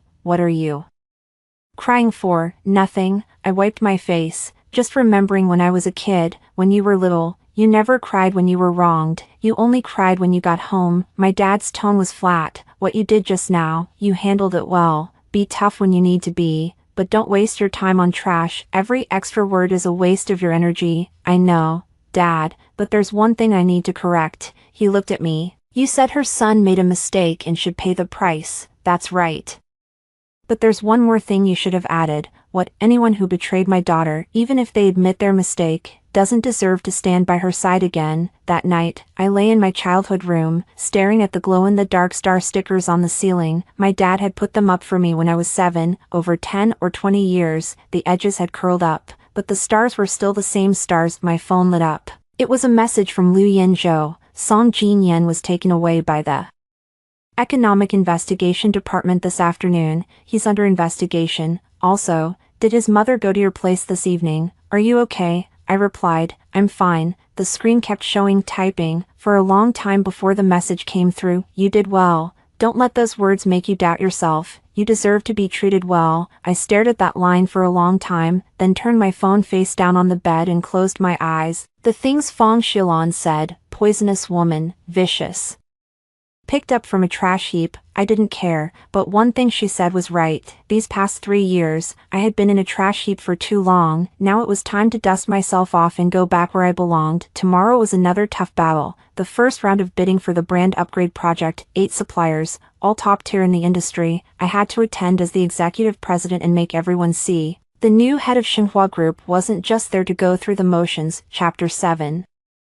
From Cloud 9 to hell in just 3 days, the news that Song Jin-yen had been taken away by the Economic Investigation Department spread through the business circle by the next morning. It wasn't a leak from us, it was an exposé from an employee of the advertising company he had dragged down. Someone posted anonymously on My, with a shocking headline, "Former President of Xinhua taken away by police. Involved amount may exceed 20 million. The comments exploded like crazy, hitting the top 3 on the trending list in less than 2 hours. The PR department was running around in a panic, asking me how to handle it. I said, "Don't suppress it, it's the truth. Suppressing it would only make us look guilty." Liu Yanzhou called me, saying he had just come back from the Economic Investigation Detachment. Song Jin-yen had been inside all night, confessing about 70 to 80% of what needed to be confessed. But there were a few overseas transfers he refused to clarify. Liu Yanzhou's tone was as calm as ever, but I could hear what he meant. Once those overseas transfers were confirmed, the nature of the crime wouldn't just be embezzlement. His cousin is also in, Liu Yanzhou said. Honda Logistics qualification fraud is confirmed, and even Song Jinyan's younger brother, Song Jinhui, has been summoned. Their whole family, none of them can escape. What about Su Weiyan? I asked. She's clean. Liu Yanzhou paused. After checking everything, aside from that unclear rent and a few luxury gifts, she wasn't involved in Song Jinyan's illegal operations financially. The review team's conclusion is dismissal, no referral to the judiciary. She got lucky. I hummed in acknowledgement, saying nothing more. I didn't care if Su Weiyan was clean or not, as long as she disappeared from my sight completely. That was enough. After hanging up, I stood by the floor-to-ceiling window in the office. This used to be Song Jinyan's office, and my dad told me to move in. The decor was still his favorite, cold gray tones, with a few business biographies he'd flipped through lingering on the bookshelf, and half a pack of mint cigarettes left in the drawer. I had everything I could changed, the curtains swapped to off-white, my own books placed on the shelves, and that half pack of cigarettes tossed straight into the trash. The only thing I didn't take down was the plaque on the wall reading "Heaven rewards diligence," not because I couldn't bear to part with it, but because my dad said to keep it as a reminder. In the afternoon, something unexpected happened. Manager Zhang from HR called, her voice hesitant, like she had candy in her mouth. She said Su Weiyan had come in today to process her resignation, and while packing up her desk, she cried for a long time. A few colleagues stood by, not knowing what to do. Before leaving, she shoved an envelope into Manager Zhang's hands, insisting it be passed on to me. "What is it?" I asked. "I don't know, it's sealed," Manager Zhang added cautiously. "Mr. Chow, should I dispose of it for you?" I thought for a moment and told her to have the front desk bring it up. 10 minutes later, a white envelope sat on my desk. I opened it, and inside was a handwritten letter, the script delicate and neat. Su Weiyan's handwriting. "Sister Chow, I've written this letter many times, and every version felt inadequate. I know I don't deserve your forgiveness, but if I don't say this, I'll never be able to move past it. That day at the cafe, you asked if I was scheming to climb the ladder. I didn't dare admit it then, but now, alone, I keep asking myself, and the answer is yes. I came from a small town, fought tooth and nail to stand on my own 2 feet in this city. I thought my looks were my ticket, and shortcuts were the path I should take. Mr. Song was good to me, bought me bags, dresses, paid my rent, and I told myself it was love, but deep down, I knew if he had no money or status, I wouldn't have given him a second glance. You asked if I knew what I was doing. I did. I just didn't want to admit I was doing something so disgusting. I sent that dress back to the brand, and the discounted refund I donated. Nothing can make up for the hurt I caused you, but I wanted that thing that never belonged to me to at least not stay with me anymore. I'm sorry, truly sorry, Su Weiyan. I folded the letter back into the envelope, leaned back in my chair, and stayed silent for a long time. The sunlight outside was beautiful, warming the carpet. I remembered the first time I saw Su Weiyan. She had just joined the marketing department, with a high ponytail, dimples when she smiled, and she bowed to everyone, calling them seniors. The male colleagues in the office all said she was a good girl, hardworking and pretty. No one expected that in less than a year, she'd become what she was. I didn't reply. Some apologies deserve to be accepted, some can only be received. I took her letter, but I didn't need her apology. In the evening, I got a call from an unknown number. I didn't recognize it and was about to Hang up, but for some reason, I pressed answer. There was a long silence on the other end before a voice, hoarse to the point of being almost unrecognizable, came through. Ewan, it was Song Jin-yen. Wasn't he in custody? How could he call? I later found out the economic investigation team gave him one chance to contact family for cooperation. He didn't dare call his mom, so he called me. Go ahead, I said, switching the phone to my left ear while continuing to flip through the documents in my right hand. I've been stuck here for almost 2 days, he said, his voice slow, each word squeezed out like from between his teeth. Do you know what it's like? A tiny room, an iron cot, a stainless steel toilet, no windows, lights on 24 hours. Last night, the interrogation went until 4 in the morning. I kept talking, kept writing, and by the end, I didn't even know what I was saying. Do you think I feel sorry for you? I asked. There was a full 10 seconds of silence on the line. Then he let out a laugh, a sound worse than crying, hoarse and grating, like sandpaper on glass. I know you won't. I just want to tell you, Ewan, I admit it, I'm a goddamn bastard. His voice suddenly cracked. These 3 days, I've gone over the past 3 years from start to finish. Do you know what I remembered? I remembered when we first got married. You'd wake up half an hour earlier than me every morning, iron my shirt until it was crisp, and lay out my tie on the pillow. In winter, you'd stuff hand warmers into my pockets before I left the house. In summer, you'd chill sour plum soup for me before I got off work. These things were so small, so trivial I never paid them any mind, but now, sitting here, they all come flooding back, one by one, clogging up my chest, suffocating me until I can't breathe. My pen stopped on the document, not because I was moved, because I was furious. A rage that burned from the depths of my soul. And you remember this now? My voice dropped low. When you pulled off my skirt in front of her, why didn't you remember then? When you kissed her forehead in front of hundreds of people, why didn't you remember then? When you dismissed 3 years of my devotion with a single "let's not talk about it," why didn't you remember then? Song Jin-yen, you remember now, not because you feel guilty, but because you're cold, you're hungry, you're scared of going to prison, and you need a warm memory to comfort yourself. But sorry, I'm not anyone's placebo. I hung up the phone and blocked that number. My hands were trembling, not from sadness, but from anger, angry that even now, he was still exploiting my kindness, angry that he thought a simple "I'm a bastard" could erase all the damage. The cheapest thing in this world is the tears shed after doing every wrong thing. Before I left work that day, my dad came to my office. He rarely sought me out at the company. Usually, he'd just call. After stepping in, he glanced around, taking in the new curtains and bookshelf, then nodded and said, "Much better. I've reviewed the brand upgrade bid proposal," he said, placing a folder on my desk. "The third supplier's plan has the most sincerity, but their quote is 15% too high. At tomorrow's bid meeting, push them down by 12%. They should accept that. Got it, Dad?" He gave me a look, then sat down on the sofa beside me. After a long silence, he suddenly asked something completely off topic. "Did you take Song Jinyan's call today?" I froze, wondering how he knew. My dad smiled and said Liu Yanzhou told him. The Economic Investigation Unit had let him call his family, and the call recording showed he dialed me. "What did he say?" my dad asked. "That he regrets it." I put down my pen and rubbed my temples. "Said he remembered how good I was to him, said he was a bastard." "What did you say back?" I hung up. My dad was quiet for a moment, then stood up, walked over to my desk, and reached out to pat my shoulder. His palm was broad and firm, just like at the banquet that night. "Good job." He didn't say more, turned, and walked out. At the door, he paused and glanced back. "Oh, and after the bid meeting tomorrow, stay behind. There's something it's time you knew." "What is it?" "Something your mother left you before she passed." The door closed behind him. I sat in my chair,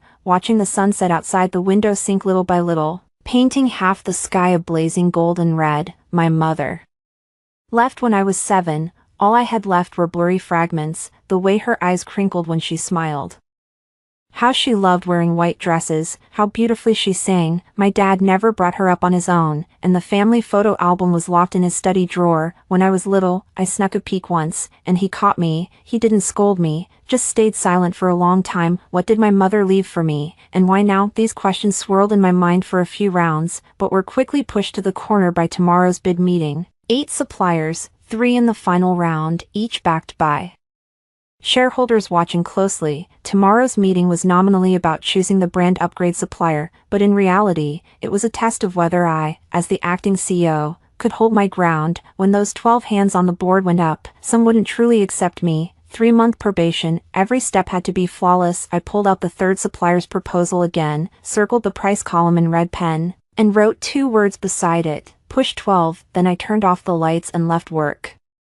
Walking out of the office, the hallway was nearly empty. I passed the old archives room, its door still open, filled with dusty folders, the air thick with the smell of aged paper and ink. I'd spent 3 years in that windowless little room, going from a Columbia Business School graduate to the most insignificant chow in the company. Now that I think about it, those 3 years weren't the lowest point of my life. They were the most expensive lesson my father ever taught me. He didn't place me directly into a high-ranking position. Instead, he made me start from the very bottom, letting me see the warmth and coldness of people's hearts, letting me see the true face of a man who didn't know who I really was. The tuition for this lesson was a husband who changed his heart in a broken marriage. Expensive, yes, it was, but worth it, at least starting tomorrow. I'll make sure everyone knows that the future owner of Xinhua Group isn't some daddy's girl. She's a woman who worked in the archives, cried in the kitchen, was humiliated in public, then picked herself up, crushed every shred of humiliation under her feet, and stood tall. Chapter 8, Relics. The bidding meeting was set for 10 in the morning. In the multi-purpose conference hall, representatives from 8 suppliers arrived one after another, all in suits and ties, each with a laptop in hand,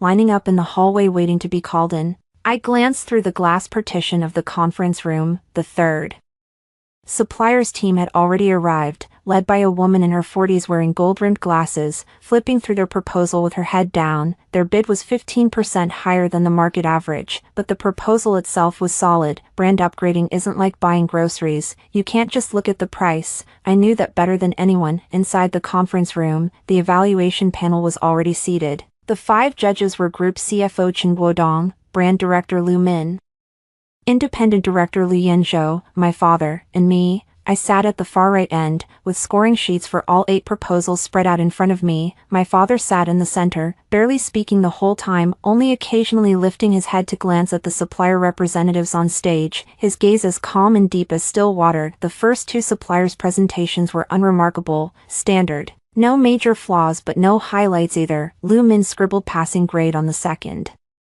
supplier's scoring sheet, tossed the pen aside, leaned back in her chair, and rubbed her temples. When the third supplier took the stage, I straightened up. The leading woman's surname was Gu. She introduced herself as the creative director of their company. She didn't rush to flip through the PowerPoint slides. Instead, she played a short video first. The video was brief, only 60 seconds, but every frame hit the mark. 20 years of Xinhua Group's historical footage, the old factory assembly lines, close-ups of the first-generation products, then concept images of the new generation, the visuals transition from black and white to color, the music from gentle to stirring. The final frame froze on a line of text, 20 years of Xinhua. Where does the next 20 years begin? The conference room fell silent for 2 seconds. Lu Min sat up straight and picked up the scoring sheet again. Director Gu began explaining their proposal. Her logic was clear, from brand positioning to visual upgrades to communication strategy. Every link was spot on. When she got to the pricing, she pushed up her glasses and announced a number, 10% lower than the original bid in the proposal. I raised an eyebrow. Yesterday I told my dad to push for a 12% reduction. Looks like they dropped 10 points on their own first. People with their ears to the ground in the market had probably already heard that Xinhua had a new president, and they knew this bidding process wouldn't be as easy to fool as before. President Xiao, do you have any questions? Director Gu turned to me, a hint of barely perceptible scrutiny in her eyes. She was probably curious too. How much was the suddenly appearing chairman's daughter really worth? Director Gu, I'm very satisfied with the proposal. I flipped her bid document to the pricing page and tapped the number with the tip of my pen. But the price you're quoting here is pretty much the ceiling in this industry. Brand upgrading isn't a one-time deal. There's 3 years of subsequent operations and maintenance. If you're quoting this much for the initial fee, how do you plan to spread out the costs for the follow-up? Director Gu's expression shifted. She probably didn't expect me to dig into the post-launch maintenance layer. Most clients only look at the initial bid and end up being led by the nose by suppliers into paying more later. But I had checked her company's past client cases, the average 3-year Maintenance cost was 40% higher than the initial fee. I wasn't going to let Xinhua fall into that trap. Well, we can offer a tiered pricing plan. Director Gu's speech slowed down. After the initial phase, the annual maintenance fee will be determined based on actual service content. We'll give Xinhua a capped price. What's the cap? 65% of the initial fee, 50%. I put down my pen, leaned back in my chair, and spoke in a calm, unhurried tone. 3 years of maintenance, capped at 50% of the initial fee each year. If this clause can be written into the contract, we can sign a letter of intent today. Director Gu paused for a second, then lowered her head to exchange a quick word with the finance person beside her. When she looked up again, her face had already settled into a professional smile. All right, President Xiao, Xinhua is a client we value greatly, and we're willing to make concessions on the terms. I nodded and gave her a high score on the evaluation sheet. Lu Min glanced at me from the side, the corner of her mouth lifting slightly. She said nothing, but the meaning in her eyes was clear. Well done. The bidding meeting ended before noon. The third supplier walked away with a letter of intent, while the other 7 filed out one by one, some with calm expressions, others with slumped shoulders. I was packing up my documents on the table, ready to leave, when my father called out from behind me, Yuan, stay for a moment. I remembered what he had said yesterday, and my heart inexplicably skipped half a beat. My father took out an old wooden box from his briefcase and placed it on the conference table. The box wasn't big, about the size of a book, made of sandalwood, its edges polished to a shine, clearly a thing that had been touched and held countless times over the years. A copper lock hung on it, the lock oxidized to a dark green, looking like it had been around for quite some time. The year your mother left, you were only 7. My father sat down, his fingers resting on the wooden box, his tone slower than usual. There were things back then that you were too young to understand, and even if I'd told you, you wouldn't have gotten it. Later, when you grew up, I didn't know how to bring it up. Now you're 30, you've been through marriage, taken a fall, and picked yourself back up. It's time. He placed a small key beside the wooden box and pushed it toward me. I picked up the key. My fingertips trembled slightly as they touched the copper lock. I inserted it, gave it a gentle turn, and with a click, the lock sprang open, lifting the lid. There was no gold or jewelry inside, just a letter, a bank book, and a yellowed old photograph. The photo showed a young woman in a white dress, standing in a field of rapeseed flowers, her eyes curved into a smile. In her arms, she held a little girl with 2 pigtails, grinning wide, missing a front tooth. That little girl was me. The woman in the white dress was my mother. Before she left, she gave me this box. My father's voice came from across the table, low and slow. She said that after she was gone, after you grew up, got married, and suffered some grievances, then I should give it to you. She left when you were 7. She probably already guessed that you'd meet people who would make you suffer. My throat felt like it was blocked by something. I couldn't utter a single word. When your mother was still here,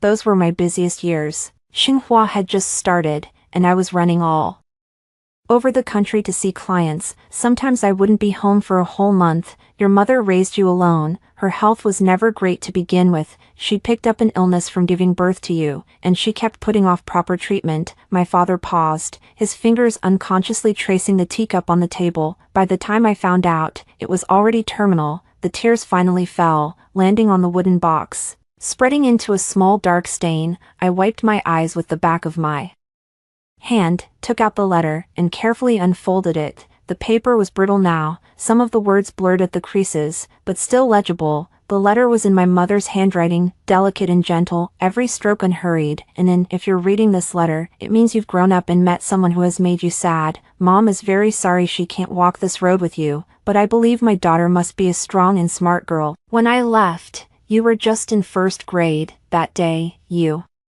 asked Dad when Mom would come back. He didn't say anything. You didn't understand what not coming back meant back then, but I know you'll understand one day. I've left you some money, not a lot, 1,200,000. It was the dowry my parents gave me when I married your father. I never touched it, always thinking I'd leave it for you. This money isn't for you to live on. Your father will take care of you. It's so that at any moment, if you feel like you can't go on, you'll have something to fall back on, a way to turn around any time. Your mom didn't accomplish much in this life, but there's one thing I did. I never relied on anyone to live. Your father is a good man, but he was too busy, so busy that sometimes he couldn't see the people closest to him. I know he didn't mean it, but I also know that the feeling of being overlooked is real, so I left this letter for you, hoping that if one day you feel unseen or unappreciated, you'll remember what your mom said to you. You don't need anyone's charity, you deserve to be treated well. The last line of the letter was blurred by a small water stain,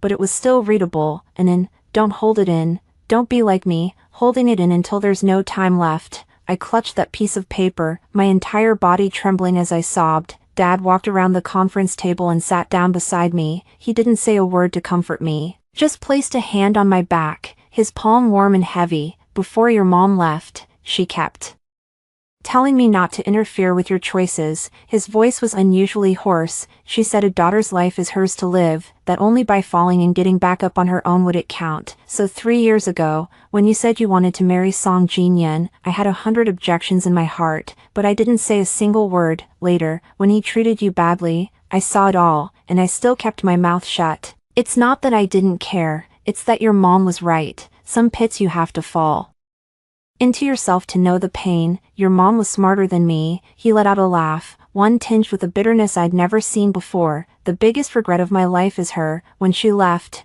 I didn't even get to say my last words, so I swore to myself I'd never let my daughter walk the same path as her mom. With Song Jinyan, I held back from start to finish, but the one thing I can't tolerate is him bullying you. I threw myself into my dad's arms, just like when I was a kid. He's old now, his shoulders aren't as broad as I remember, but the strength with which he held me was exactly the same as 30 years ago, steady as a mountain. I sat in that conference room for a long time that day. After my dad left, I read that letter 3 more times by myself. Each time, I carved a sentence into my heart. You don't need anyone's charity, you deserve to be treated well. My mom bought that sentence with her whole life. It took me 3 years of marriage to truly understand it. I folded the letter back up and placed it in the wooden box. I didn't bother to look closely at the bank book. I locked it away with the letter in my dad's study safe. That number didn't matter. What mattered was what my mom said. This money isn't for you to live on, it's to give you the backbone to turn around at any moment. She'd probably never imagined that, years later, her daughter wouldn't turn around because of that money. Her daughter was humiliated to the breaking point and turned around on her own, but I think she'd be happy up there, because her daughter didn't hold back. Didn't wait until it was too late to regret. In the evening, my phone lit up with a text from an unknown number. President Xiao, I'm Song Jinyan's defense attorney. Mr. Song is currently out on bail pending trial. He wants to see you in person, says there are things he must say face to face. Would you be willing to arrange a time? I stared at that text for a long time. The court hasn't even started the trial yet, and he's already hired a lawyer, got out on bail, and the first thing he does isn't go home to reflect, it's find a way to contact me. Looks like he still doesn't get it. Some people's patience has limits. I typed 4 words in the input box, then deleted them, typed 6 more, deleted them too. In the end, I sent just 1 sentence, time and place, let him decide. I want to see what he still has to say. Now that we've come this far. Chapter 9, The Last Confession. Cheap and disgusting. Song Jinyan chose a tea house tucked away in a deep alley in the old city district. I recognized this place. 7 years ago, when we first met, he was just a newbie in Shenhua's marketing department, renting a partitioned room in the old city for $800 a month. Back then, he couldn't afford to take me out for fancy meals, so every weekend he'd bring me to this tea house, order a pot of 28 yuan longjing, and we'd sit there all afternoon. He'd tell me about his grand future plans,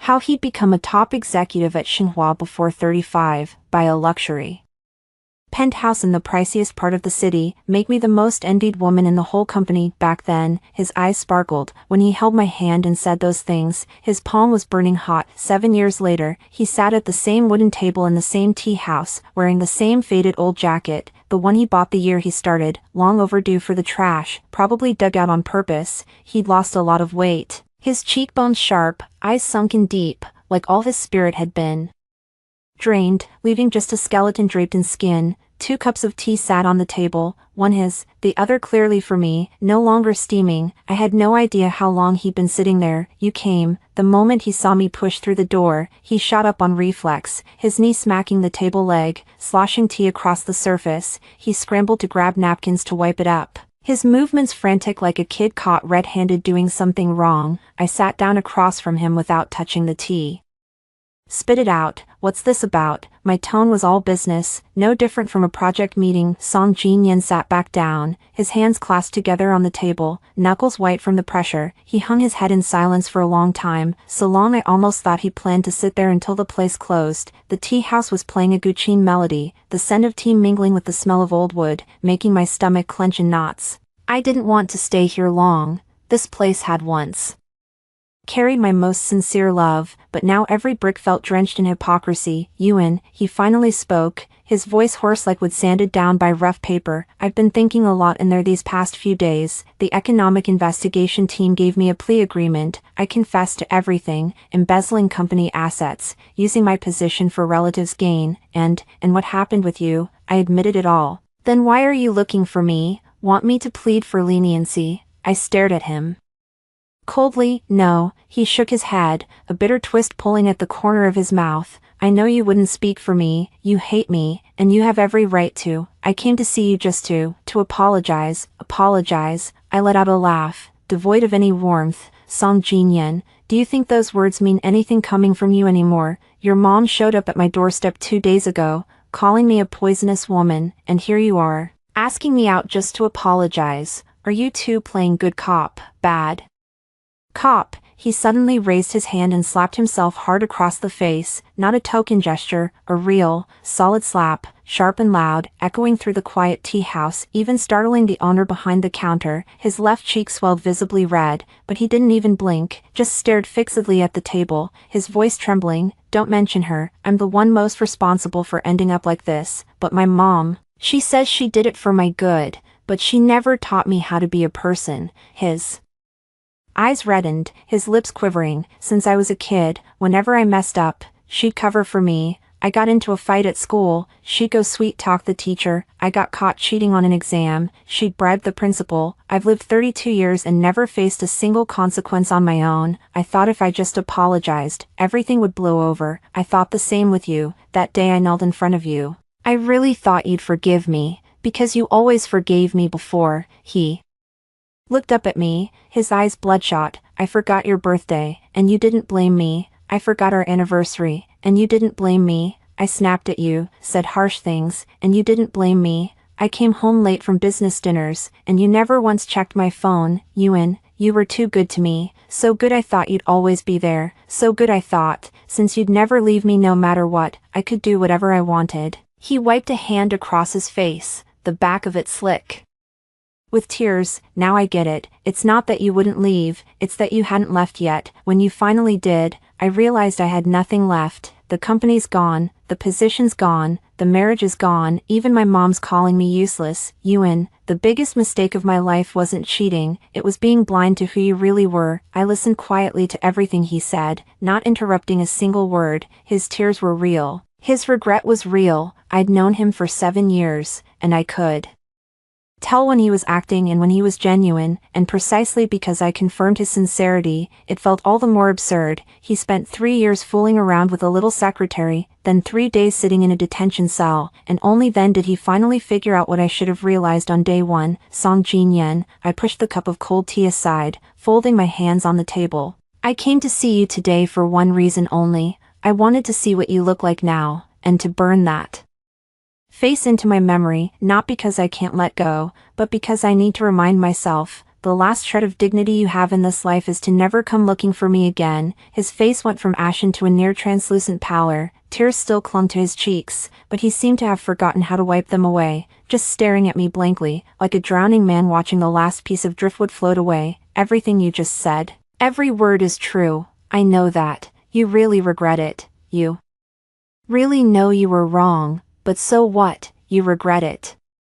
You apologize. Do you think that means I should forgive you now? I stood up, looking down at him, but let me tell you, Song Jin-yen, your regret is your own business, and your apology is your own business. It has nothing to do with me. Some mistakes can be fixed, some wounds can heal, but some trust, once it's shattered, it's shattered. You can't piece it back together. You are an adult man, not the little boy your mother thinks will never grow up. You made a choice, and now you have to bear The consequences, you chose to cheat, and the consequences divorce, you chose to embezzle company funds, and the consequences prison, you chose to treat our marriage like something you could throw away on a whim, and the consequences, you lose me completely. I pulled a photo from my bag and placed it on the table. It was the picture we took on our 3rd anniversary, the one I tore in half. I had carefully taped it back together with clear tape, so the front barely showed any cracks, but when you flipped it over, the tear was still there, viciously cutting across the entire photo. "This is for you," I said, "a souvenir." He stared at the repaired photo, and it was like the last bone in his body had been pulled out. He collapsed into the chair, his shoulders shaking violently. He cried without a sound, tears and snot smeared all over his face, looking utterly pathetic. This was the last time I would ever see Song Jin-yoon cry. 7 years of feelings, 3 years of marriage, and all that was left was this taped-up photo. "Yoon, if I had known from the start that you were the chairman's daughter," his voice shattered into broken fragments, "if I had known from the very beginning, do you think we would have?" "No," I cut him off, my tone without a shred of hesitation. "If you had known who I was from the start, you would have treated me better, 100 times better than you did, but that would be even more pathetic. Because from beginning to end, you never loved me, you loved the chairman's daughter. What I wanted was never someone who would cherish me only because of my identity." I turned and walked toward the door, my high heels clicking against the bluestone floor, one step at a time, crisp and clean. When I reached the door, he called out to me, his voice coming from behind, thick with sobs. "Yoon, why did you keep your identity a secret in the first place? If you had just told me who you were from the beginning, if you hadn't tested me." I stopped but didn't turn around, because I wanted to know if you would truly love me when you weren't after my family's money. The old locust tree outside the tea house rustled in the wind. I looked up at the gray sky, no clouds, no sun, just an empty, pale gray. My phone buzzed in my bag. I pulled it out and saw a message from Lu Yinzhou. "Song Jin-yoon's case is settled, court next week, his lawyer says he's cooperating, might get a lighter sentence." "Got it," I replied. "You okay?" I looked back at the old tea house behind me. The wooden door was half closed, and from inside came the sound of suppressed, muffled crying. "Great, better than ever." I put my phone away and walked toward the car parked by the curb. Old Zhao, the driver, glanced at me in the rearview mirror, said nothing, and started the engine. The car slowly pulled out of the narrow alley in the old district, gliding through streets shaded by plane trees, heading toward that brightly lit city that belonged to me. Chapter 10, My Empire has no room for you. A month later, Xinhua Group held a press conference of unprecedented scale. The venue was the Diamond Hall of the International Convention Center, the largest press conference space in the city. All 300 seats were filled, with late-arriving reporters crowding the aisles on both sides. Cameras and microphones were set up in 3 rows, with live-streaming equipment stretching from the front of the stage all the way to the back of the hall. It wasn't just financial media in attendance. Mainstream news channels and several top-tier self-media outlets were there too. Their lenses were all trained on the massive LED screen at the center of the stage, which displayed 6 bold characters: Xinhua Group Brand Strategy Upgrade Press Conference. In the backstage lounge, I stood in front of the full-length mirror, making one final adjustment to my cuffs. The white suit I was wearing was custom-made by an Italian designer my father had hired, clean, sharp, with no unnecessary embellishments. The designer said white represented starting from zero, so I chose white. The makeup artist gave me one last touch-up on my lipstick, stepped back to take a look, and gave me a thumbs up. "President Xiao, 5 minutes, Assistant Xiao Zhou said, knocking as she entered, holding the schedule in her hands, looking as nervous as a student about to take an exam. "Got it." I took a deep breath in front of the mirror. The person in the mirror looked back at me, calm eyes, relaxed shoulders, composed posture. I suddenly remembered the person I had seen in the hallway mirror at the banquet a month ago, the cheap dress, the smudged mascara, looking as pathetic as a sparrow soaked in the rain. Same person, same mirror. No, not the same mirror, but the reflection was already someone completely different. My phone buzzed. I looked down and saw a text from an unfamiliar number, just one line: "Yuan, I saw on TV that you're holding a press conference. Good luck, Su Weian." I did not reply. Word had it that after leaving Xinhua, she went back to her hometown and found an ordinary job at a small advertising agency. The pay wasn't much, but enough to get by. Before she left, she asked manager Zhang to pass along one last message to me: "Sister Qiao, please thank the chairman for me." I asked what for. She said, "Thank him for not crushing me completely." Some people have to hit rock bottom before they learn how to be human. She was one of them, President Xiao. It's time, Xiao Zhou poked his head in again. I walked out of the lounge, down the long corridor, and followed the staff to the side of the stage. Standing behind the curtain, I could hear the chaotic murmur of the crowd up front, the clicking of shutters, the countdown from the director. The spotlight hadn't hit me yet, but the light seeping through the gap in the curtain was already blinding enough to make me squint. Ladies and gentlemen, members of the media, please welcome the executive President of Xinhua Group, MS, Xiao Yuan. Applause erupted, not the polite, scattered kind, but a fervent applause laced with anticipation and curiosity. Over the past month, news of Xinhua Group's former executive president being taken away by the police had dominated the trending searches, and the story of the chairman's daughter, secretly married for 3 years, publicly announcing her divorce before stepping in as executive president, had been dug up by self-media down to the last detail. Countless versions were circulating online. Some called me a scheming powerhouse, others a revenge queen striking back after betrayal, and still others the real-life female lead of a wealthy family's power struggle. None of them got it entirely right, but that didn't matter. Today, they would know the truth. I straightened my back and walked onto the stage. The spotlight hit me instantly, and over 300 pairs of eyes locked onto me at once. Standing at the podium, I didn't rush to speak. Instead, I swept my gaze across the entire venue. In the front row sat the 12 directors of Xinhua Group, with the center seat empty. My dad hadn't come today, he said. This is your stage. If I sit down there, you'll get nervous. I'll watch the live stream from my office. In the second row sat Li Yanzhou. He was unusually dressed in a deep blue suit, a shade warmer than the black I was used to seeing him in. When our eyes met, he gave a slight nod, his lips curving into a barely perceptible smile. Over the past month, he had helped me immensely, from reviewing Song Jinyan's case to building a new management team. This iron-faced judge had become my most trusted right hand. The office gossip was buzzing, saying that Director Liu had a special interest in President Xiao. I neither clarified nor confirmed. Some things didn't need an answer right away. Good afternoon, everyone, I began, my voice carrying through the microphone across the entire hall, steadier than I had expected. Thank you for coming to Xinhua Group's brand strategy upgrade launch. I am Xiao Yuan, Executive President of Xinhua Group. The shutter sounds erupted like a torrential downpour. I paused, letting the cameras capture the moment, then continued. Before the official launch begins, I would like to announce 2 board resolutions. The room suddenly fell silent. The reporters probably hadn't expected this kind of segment at today's event. They thought they were here for a new brand, a new strategy, new products. But what I had prepared for them was a document that should have been made public a month ago. The first resolution, I flipped open the file in front of me, my voice clear and calm. Former executive president of Xinhua Group, Song Jinyan, for using his position to benefit relatives, embezzling company assets, and severely violating executive conduct standards, has been unanimously voted by the board to be relieved of all positions within Xinhua Group effective immediately. His illegal activities have been handed over to judicial authorities, and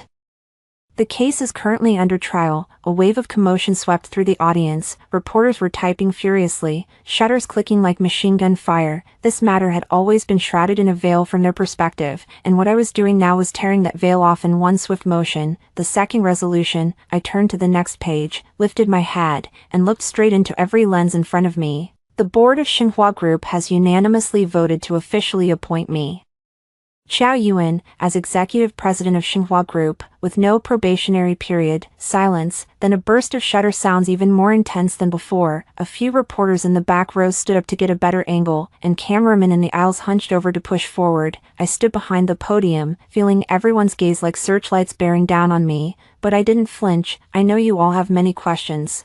I closed the folder, resting both hands on the podium, my tone shifting from stern to calm, but every word carried weight. About me personally, about the former president, about Xinhua Group's future. I'll set aside a dedicated Q&A session today. I'll answer every question, but before that, I want to tell you a story. The room fell quiet. Over 300 people, not a single sound. 3 years ago, a girl came back from studying abroad in the U.S., clutching her Columbia Business School diploma, burning with ambition to make her mark in the family business. Her father was the founder of this commercial empire, but she didn't want to be the spoiled daughter riding on his coattails. She wanted to earn her own place. Then she met a man. The man had nothing, but he had ambition, cunning, and a mouth that could spin dreams into gold. He said he loved her, not because of whose daughter she was, but purely for who she was. The girl believed him. She thought the hardest thing to find in this world was sincerity, and she'd found it, to protect his pride.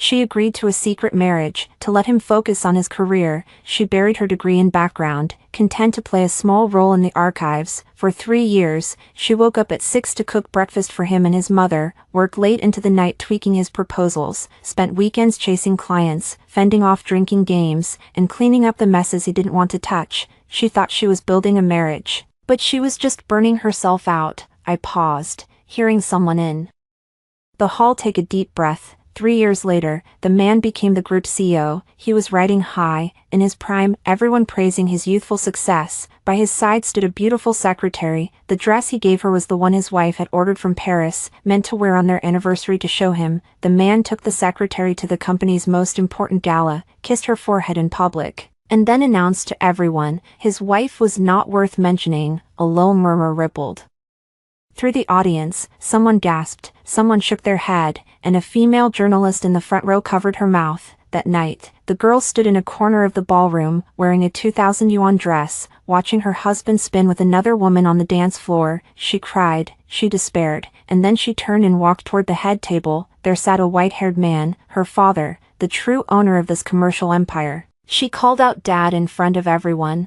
The whole room went silent. It took her 3 years to finally let everyone know who she was, but it also took her 3 years to finally see what kind of man she'd married. I let go of the podium, stepped forward, and swept my gaze across the focused faces below. That girl was me. The entire hall fell silent for a full 3 seconds. Then, someone started, a single clap from the back corner, lonely at first, quickly chased by a second, then a third, then the diamond hall ignited like a spark. Thunderous applause erupting, 300 people rising to their feet at once. Someone shouted in approval, someone clapped harder. The shutter clicks drowned in the wave of sound, everything blurring together. I stood on stage, feeling that applause wash over me like a tide. My eyes stung a little, but I didn't cry. A month ago in that ballroom, I'd already cried. Today, I didn't want to. As the applause slowly died down, I spoke again, my voice stronger than before. Ladies and gentlemen, I'm standing here today not for sympathy, not to accuse anyone.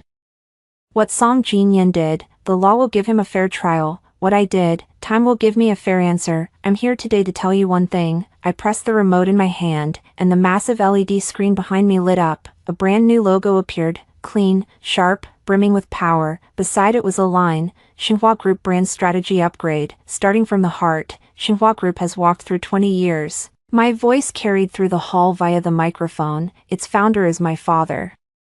A man who built this commercial empire from scratch with his own hands. 20 years later, his daughter stands here, taking the baton from him. From today, Xinhua will usher in a new era, an era of innovation, of quality, of every Xinhua person. My father spent 20 years telling the market that Xinhua is a trustworthy company, and I will spend the next 20 years telling everyone. The female leader of Xinhua will not let anyone down. Applause erupted again, fiercer than before. I stood in a sea of lights, my back straight, a smile on my lips. At the post-conference cocktail party, I moved through the crowd, shaking hands with suppliers, chatting with media, exchanging ideas with board members. Everyone looked at me differently now. A month ago, they saw a pitiful woman betrayed by her husband. Today, they saw the new helmswoman of a commercial empire. My dad sent me a WeChat message with just 4 words. Dad is proud. I held my champagne glass and walked to the floor to ceiling windows of the banquet hall. The sunset was sinking, its golden red light blanketing the entire city skyline. The towering office buildings glimmered in the twilight, each window like a star. This city was vast, vast enough that a person could climb up from the bottom and leave all their past shame behind. President Xiao, someone's here to see you. Xiao Zhou hurried over, looking a bit troubled. It's Mr. Song's lawyer. He says Mr. Song wants to hand-deliver a letter to you. Throw it away. I didn't turn around, but he said, I said throw it away. I turned to face Xiao Zhou. From now on, anything he sends, don't bother asking me, just get rid of it. Xiao Zhou nodded and quickly walked out. I kept staring at the city outside the window. the sun dipped lower, and the building lights flickered on one by one. My phone lit up again. This time it was Liu Yanzhou. Free tonight, he asked. Yes, let me take you to dinner. Consider it a celebration for your official appointment. I smiled and said yes. Outside, the city's nightlights were coming alive. Inside, champagne glasses clinked with crisp sounds. My life, from this moment, truly began, belonging to no one, never bending for anyone again. Xinhua was mine, the future was mine. As for that person kneeling and begging for my forgiveness, let him rot slowly in his own personal hell. The old era had ended, and a new page was just turning, and I, Qiao Yuan, was the one holding the pen. The end.